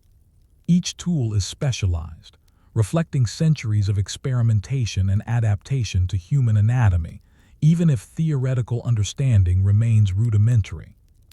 Instruments are functional, not aesthetic, designed to work, endure, and most importantly serve a purpose in the delicate balance between relief and injury. Cauterization dominates this environment. A heated iron glowing red from the fire is one of the most common methods to stop bleeding, remove tissue, or prevent infection. The process is brutal to witness. Flames lick the edges of the iron, and the moment it touches flesh produces smoke, smell, and instantaneous pain. Yet for the medieval practitioner, it is a calculated choice, a method proven, through repeated observation, to control hemorrhage and limit disease spread. You observe a practitioner preparing for a minor operation, a deep abscess that must be drained. The patient is seated, held steady by assistants, and perhaps sedated with a draught of mandrake or wine. The surgeon examines the site, notes its depth and position, and chooses the appropriate scalpel. The cautery iron is heated and positioned nearby, ready for immediate application should bleeding become uncontrollable. Every detail is deliberate, rehearsed, and grounded in long experience. Instruments are more than mere extensions of the hand. They are conveyors of knowledge. A well-balanced scalpel communicates the pressure applied. Forceps reveal subtle resistance in tissue. Even the iron itself requires intimate understanding. The right temperature, timing, and angle make the difference between controlled cauterization and unnecessary injury. Apprentices observe, learning not just technique but the judgment and intuition required for success. Sterility is rudimentary at best. Cloths are boiled, instruments wiped, and sometimes rinsed in wine or water. The emphasis is on visible cleanliness and practical hygiene rather than germ theory. Yet even these practices reduce complications. Combined with cauterization, careful preparation allows many patients to survive procedures that, by modern standards, would seem excruciating and dangerous. Cauterization is also applied preventively. Open wounds are cauterized to prevent infection, tumors burned to remove diseased tissue, and veins sealed after bloodletting. It is a method of control, asserting human intervention over the unpredictable body. Pain is inevitable, but survival often depends on it. You notice that the work is as much mental as it is physical. The practitioner must calculate pressure, anticipate bleeding, judge tissue resilience, and adjust technique dynamically. One wrong movement could kill, while one precise action could save. Success is rarely spectacular.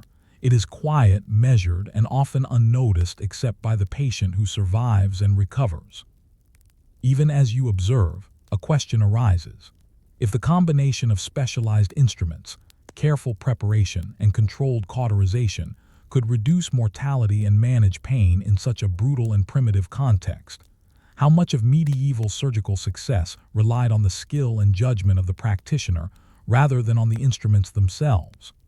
How much did observation, experience, and subtle adjustment tip the scales between life and death?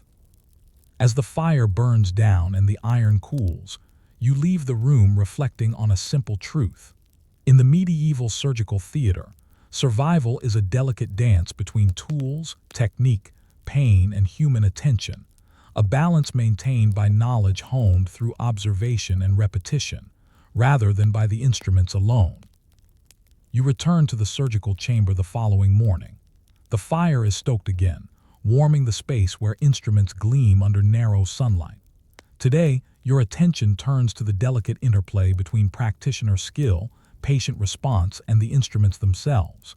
In medieval surgery, success is rarely a matter of brute force. It is observation, judgment, and timing that determine survival. The apprentice watches closely as the surgeon arranges tools: scalpels, hooks, forceps, probes, and the glowing cautery iron. Each instrument has a specific purpose.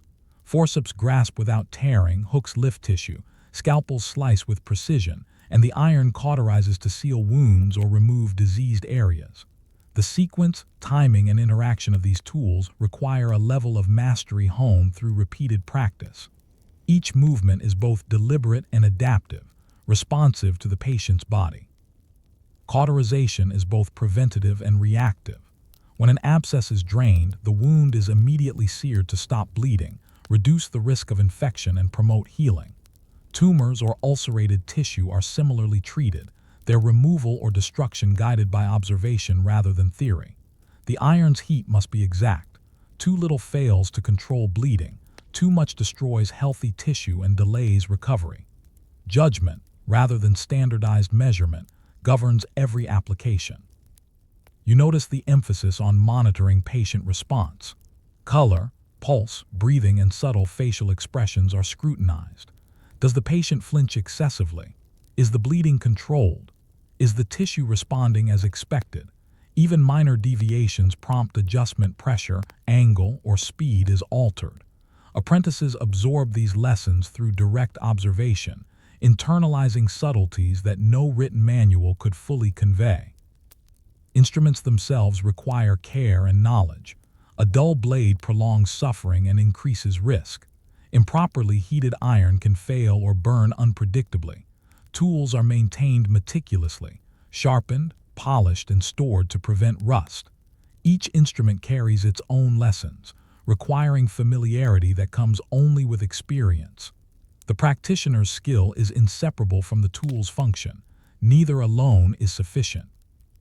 The environment also influences outcomes. Stone floors, wooden tables, and dim lighting demand adaptation. A surgeon must account for the patient's positioning, stability, and reactions, adjusting technique accordingly. Helpers hold limbs, apply compresses, and observe simultaneously, creating a network of attentiveness that supports both patient and practitioner. Even as you watch, the limits of medieval surgery are evident. Pain is intense, infection remains a threat, mortality is high. Yet the careful combination of observation, preparation, and skilled instrument use produces remarkable results.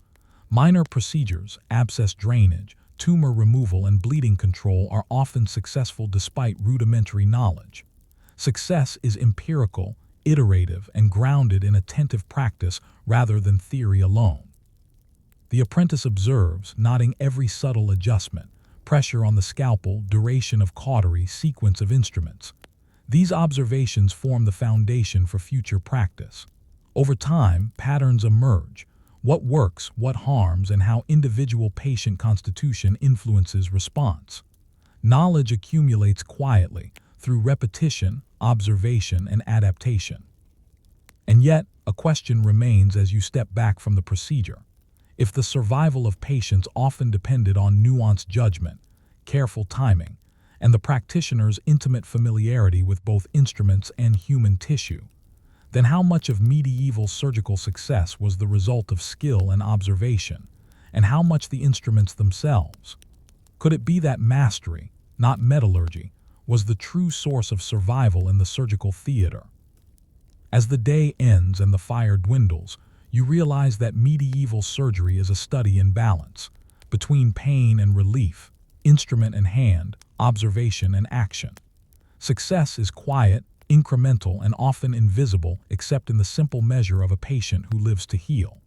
Survival is a testament to human skill, adaptability, and careful attention, more than to the crude tools of the time. Night has fallen over the cold stone chamber, and the last embers in the fire cast flickering shadows across the worn wooden table. The instruments have been cleaned, the cautery iron cooled, and the room is quiet, yet it bears the imprint of countless procedures, lives touched, and suffering alleviated. You pause to consider what these tools and practices reveal about medieval medicine and the subtle mastery it required. The first realization is clear. Survival in the surgical theater depended more on skill and observation than on the instruments themselves. Scalpels, hooks, and irons were nothing without the practitioner's careful hand, the judgment to apply them at precisely the right moment, and the constant vigilance to adjust technique according to patient response. The line between life and death was navigated through experience, intuition, and attentiveness. Cauterization, brutal though it seems, embodies this principle. Its effectiveness relied not on the iron's heat alone, but on the timing, placement, and methodical observation applied by the practitioner. The smoke and scent of seared flesh, the wincing of the patient, and the immediate control of bleeding all required active management. Mastery was cultivated through apprenticeship, observing, repeating, correcting, and internalizing subtle cues that ensured survival. Apprenticeship extended beyond the patient's immediate care. They learned to maintain instruments, judge tissue response, anticipate complications, and integrate procedures with other treatments such as herbal remedies, baths, and nutrition. Each surgical intervention was not an isolated act, but part of a broader system of healing that required continuous assessment and adaptation. Knowledge was practical, cumulative, and passed down through observation rather than textbooks alone. The practice of surgery also reflects medieval pragmatism. Hygiene, though rudimentary, was applied where it mattered. Tools were cleaned, wounds managed, and patients monitored for signs of infection. Cauterization was a method of control in a context without antiseptics, while careful observation allowed practitioners to identify when intervention was necessary or when restraint was wiser. Pain was inevitable, but suffering could be mitigated through measured, deliberate action. Even within its limits, medieval surgery achieved remarkable outcomes. Minor procedures succeeded more often than contemporary observers might expect. Life-threatening conditions could be managed, abscesses drained, and bleeding controlled. These successes were often quiet, unnoticed, and deeply dependent on human skill rather than technological sophistication. And yet, you are left with a lingering question.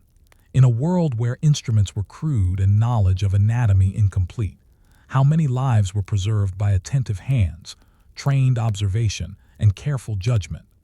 Could it be that the miracles of medieval surgery were less about tools and more about the subtle, repeated acts of skill and care applied to each patient? As you step out of the chamber into the cool night air, one thought remains. Medieval surgical practice reminds us that human ingenuity, observation, and discipline often shape outcomes far more profoundly than the tools at hand. Pain, risk, and mortality were constants, yet survival was possible through attentive, deliberate intervention. Instruments alone do not heal. They amplify the skill, knowledge, and judgment of the practitioner who wields them. This quiet, methodical mastery leaves a legacy that extends far beyond medieval stone walls. It teaches that precision, observation, and careful repetition, though seemingly ordinary, are the true instruments of survival, and that the human capacity to learn, adapt, and apply knowledge carefully has long been at the heart of medicine. Story 10. The role of herbs and plants in everyday healing. You step into a sunlit garden behind a medieval abbey, where rows of neatly arranged herbs sway gently in the morning breeze. The scent of rosemary, sage, thyme, and lavender mixes with earthy soil, creating an atmosphere that is calming yet charged with purpose. Here, nature serves as the first pharmacy, and every plant carries potential for healing, nourishment, or prevention. In a time before synthetic chemicals or modern laboratories, herbs and plants are central to daily life and medical practice.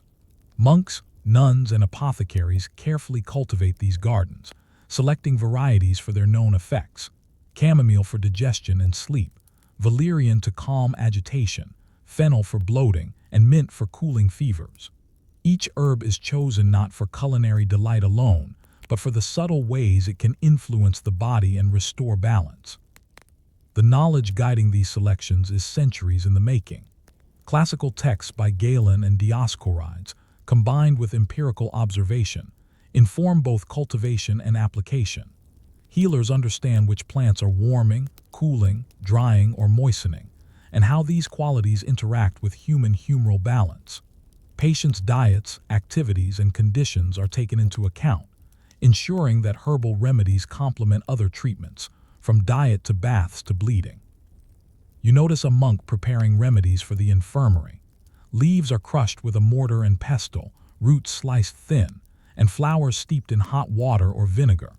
The resulting poultices, teas, salves, or decoctions are applied to a range of ailments: wounds, digestive complaints, headaches, and fevers.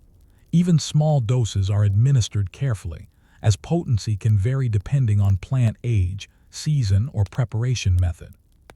Some herbs are applied topically. A poultice of comfrey or yarrow is pressed onto a sprained ankle, while crushed garlic or onion is placed on a wound to reduce infection and draw out impurities. Ingested preparations are equally diverse. Chamomile tea calms the stomach, elderberry syrup eases cold symptoms, and sage-infused honey soothes a sore throat. The line between nutrition, medicine, and ritual is fluid. Each preparation serves multiple purposes simultaneously. Observation and timing are critical. The healer watches the patient carefully. Color, pulse, sleep patterns, appetite, and digestion all provide clues to the herb's effectiveness. Adjustments are made based on subtle feedback. Even plants known for mild effects are powerful when applied consistently or in combination. Empirical experience guides dosage, mixture, and timing far more than written rules. You notice that some herbs carry almost mythical significance. Mandrake roots, with their human-like shape, are revered and feared. Foxglove and henbane are potent, requiring careful dosing to avoid poisoning. The boundary between remedy and danger is narrow, making knowledge, caution, and attentiveness essential. Apprentices watch closely, learning to recognize plants, prepare them, and observe their effects. Herbal practice extends beyond the sick room. Herbs preserve food, flavor medicines, and support overall health. Vinegar infused with rosemary may clean instruments, while dried lavender wards off pests. The same plant can calm a patient, season a meal, and sanitize a surface. This multifunctionality reflects the practical ingenuity of medieval healers, using available resources in multiple, overlapping ways. Even in its simplicity, herbal medicine reveals a profound understanding of human physiology, environment, and the need for preventive care. Plants are not just treatments, they are part of a system of living in harmony with natural rhythms. Season, soil, weather, and harvest all influence efficacy. Successful remedies depend on careful observation, timing, and attention to detail. And yet, you are left with an unresolved thought. If the daily, careful application of plants pulled from garden beds, steeped, crushed, and applied could influence recovery, ease suffering, and prevent complications, how much of medieval health depended on these ordinary, repeated practices rather than dramatic interventions? Could it be that the quiet work of tending and applying herbs was among the most powerful forces in sustaining life? You return to the Abbey garden as the morning sun warms the stone paths. Today, your focus shifts from cultivation to application, the careful ways in which herbs are transformed into remedies, and the role of observation in ensuring their effectiveness. In medieval healing, plants are far more than ingredients. They are instruments of subtle intervention, administered with precision and attentiveness. The healer begins by preparing a poultice for a laborer's infected wound. Comfrey leaves are crushed and mixed with honey, creating a sticky, aromatic paste. Applied carefully, the poultice draws out impurities and protects the wound while promoting tissue repair. The practitioner observes the patient's reaction closely. Skin color, swelling, pain, and discharge are all indicators of efficacy. Adjustments are made daily, reflecting the empirical, iterative nature of herbal medicine. Teas and decoctions are equally nuanced. Chamomile is steeped for digestive discomfort, fennel for bloating, and elderflower for fever. The liquid is administered at precise times, morning to stimulate, evening to calm. Even subtle variations in preparation, how long the leaves steep, whether the water is boiled or merely hot, can alter potency. The healer notes these effects meticulously, building a mental map of responses over time. Herbal remedies are rarely used in isolation. They are integrated with diet, hygiene, and lifestyle to create a holistic system. A patient with fever may receive cooling herbs in tea, light, easily digestible meals, and immersion in a warm bath to regulate humors. Pain may be eased with mandrake or poppy, while topical herbs protect wounds. The combination of interventions reflects a sophisticated understanding. Healing is multifaceted, and plants are one part of a broader strategy. You notice apprentices learning through observation and repetition. They watch how an experienced healer crush leaves to maximize extraction, mix ingredients in correct proportions, and monitor subtle changes in patient condition. Knowledge is transmitted orally and experientially. Each action teaches the interplay of preparation, application, and response. Mistakes are instructive, and successes are carefully noted for future reference. Some herbs are potent and risky. Henbane, foxglove, and belladonna are powerful but potentially toxic. The healer measures doses with care, knowing that misjudgment can harm or kill. Observation is paramount. Changes in color, pulse, or consciousness dictate adjustments. This constant vigilance underscores the central principle of medieval herbal medicine.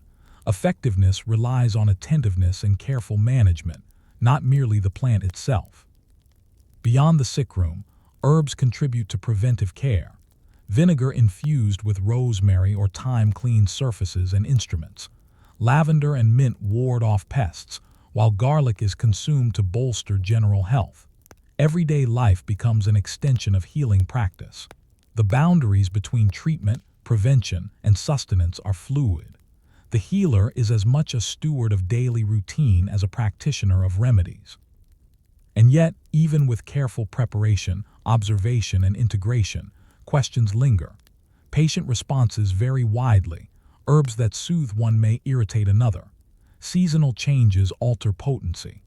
The healer's skill, attention, and knowledge are as vital as the plants themselves. Survival and recovery are contingent on the subtle combination of natural resources and human judgment. As the day ends and the garden falls silent, you are left pondering. If the quiet, attentive work of cultivating, preparing, and administering herbs could influence survival and comfort so profoundly, how many other ordinary practices, mundane, repetitive, and carefully observed, shaped medieval health in ways that modern histories overlook? Could the secret of resilience lie not in dramatic interventions, but in the persistent, careful application of nature itself? Night settles over the abbey garden, and the scents of lavender, rosemary, and sage linger faintly in the cool air. The rows of herbs, now quiet and still, are more than mere plants. They represent centuries of accumulated knowledge, careful observation, and human ingenuity applied to the simple act of healing. You pause to reflect on what these everyday practices reveal about medieval life, medicine, and resilience. The first lesson is subtle but profound. In a world without synthetic medicine, ordinary herbs form the backbone of survival. Each leaf, root, and flower carried potential for relief, prevention, or recovery. Practitioners, whether monks, nuns, or apothecaries, developed a keen understanding of these resources, observing patient responses, adjusting preparation and dosage, and integrating remedies into broader systems of care. This quiet attentiveness often determined whether a patient recovered, endured, or succumbed. Herbs served multiple roles simultaneously. Chamomile calmed, fennel aided digestion, and yarrow drew out infection. At the same time, lavender warded off pests, sage disinfected surfaces, and garlic strengthened resilience. The same garden, tended with care, nourished the body, soothed the mind, and supported survival. There was no separation between treatment and daily life. Healing was woven into the rhythm of the day, the meals prepared, and the spaces maintained. Observation remained central. Even potent herbs could harm if misapplied. Henbane, foxglove, and belladonna demanded careful attention. The healer watched color, pulse, respiration, and alertness, adjusting doses in response to subtle changes. Apprentice healers learned through repetition, absorbing not only technique but the principles of vigilance, adaptability, and empirical reasoning. Knowledge was alive, cumulative, and practical, passing quietly from hand to hand, season to season. You notice that herbal medicine also illustrates a larger principle. Healing often relied on consistency, patience, and attentiveness, rather than dramatic interventions. The repeated, careful application of poultices, teas, and decoctions, mundane acts performed with precision, had a measurable effect on health and survival. The ordinary became extraordinary in its capacity to sustain life. This approach also shaped preventive care. Food, drink, and hygiene were enhanced by herbs. Vinegar infused with rosemary cleansed instruments while thyme preserved food. Garlic and onions strengthened diet. The garden was both pharmacy and pantry, illustrating a holistic understanding of human needs. Survival, comfort, and disease prevention were intertwined. Yet even as you reflect, a question lingers. In a world where small, repeated acts tending gardens, preparing poultices, observing patient responses could make the difference between life and death, how many lives were quietly preserved through ordinary diligence rather than dramatic cures? How much of medieval health depended on persistent care, attention to detail, and the cumulative effects of simple, natural remedies? As you leave the Abbey garden, the lesson is clear. Herbal medicine was more than folklore or superstition. It was empirical, attentive, and integrative. Its success depended not just on the plants themselves, but on the skill, observation, and judgment of those who applied them. The garden, with its seemingly ordinary herbs, becomes a testament to human resilience, ingenuity, and the quiet power of persistent, careful care. Herbs remind us that survival is often rooted in the ordinary, in repeated attention, careful observation, and the patient, persistent application of knowledge. The plants themselves were tools, but the healer's hands, eyes, and judgment were the instruments that transformed them into life-saving remedies.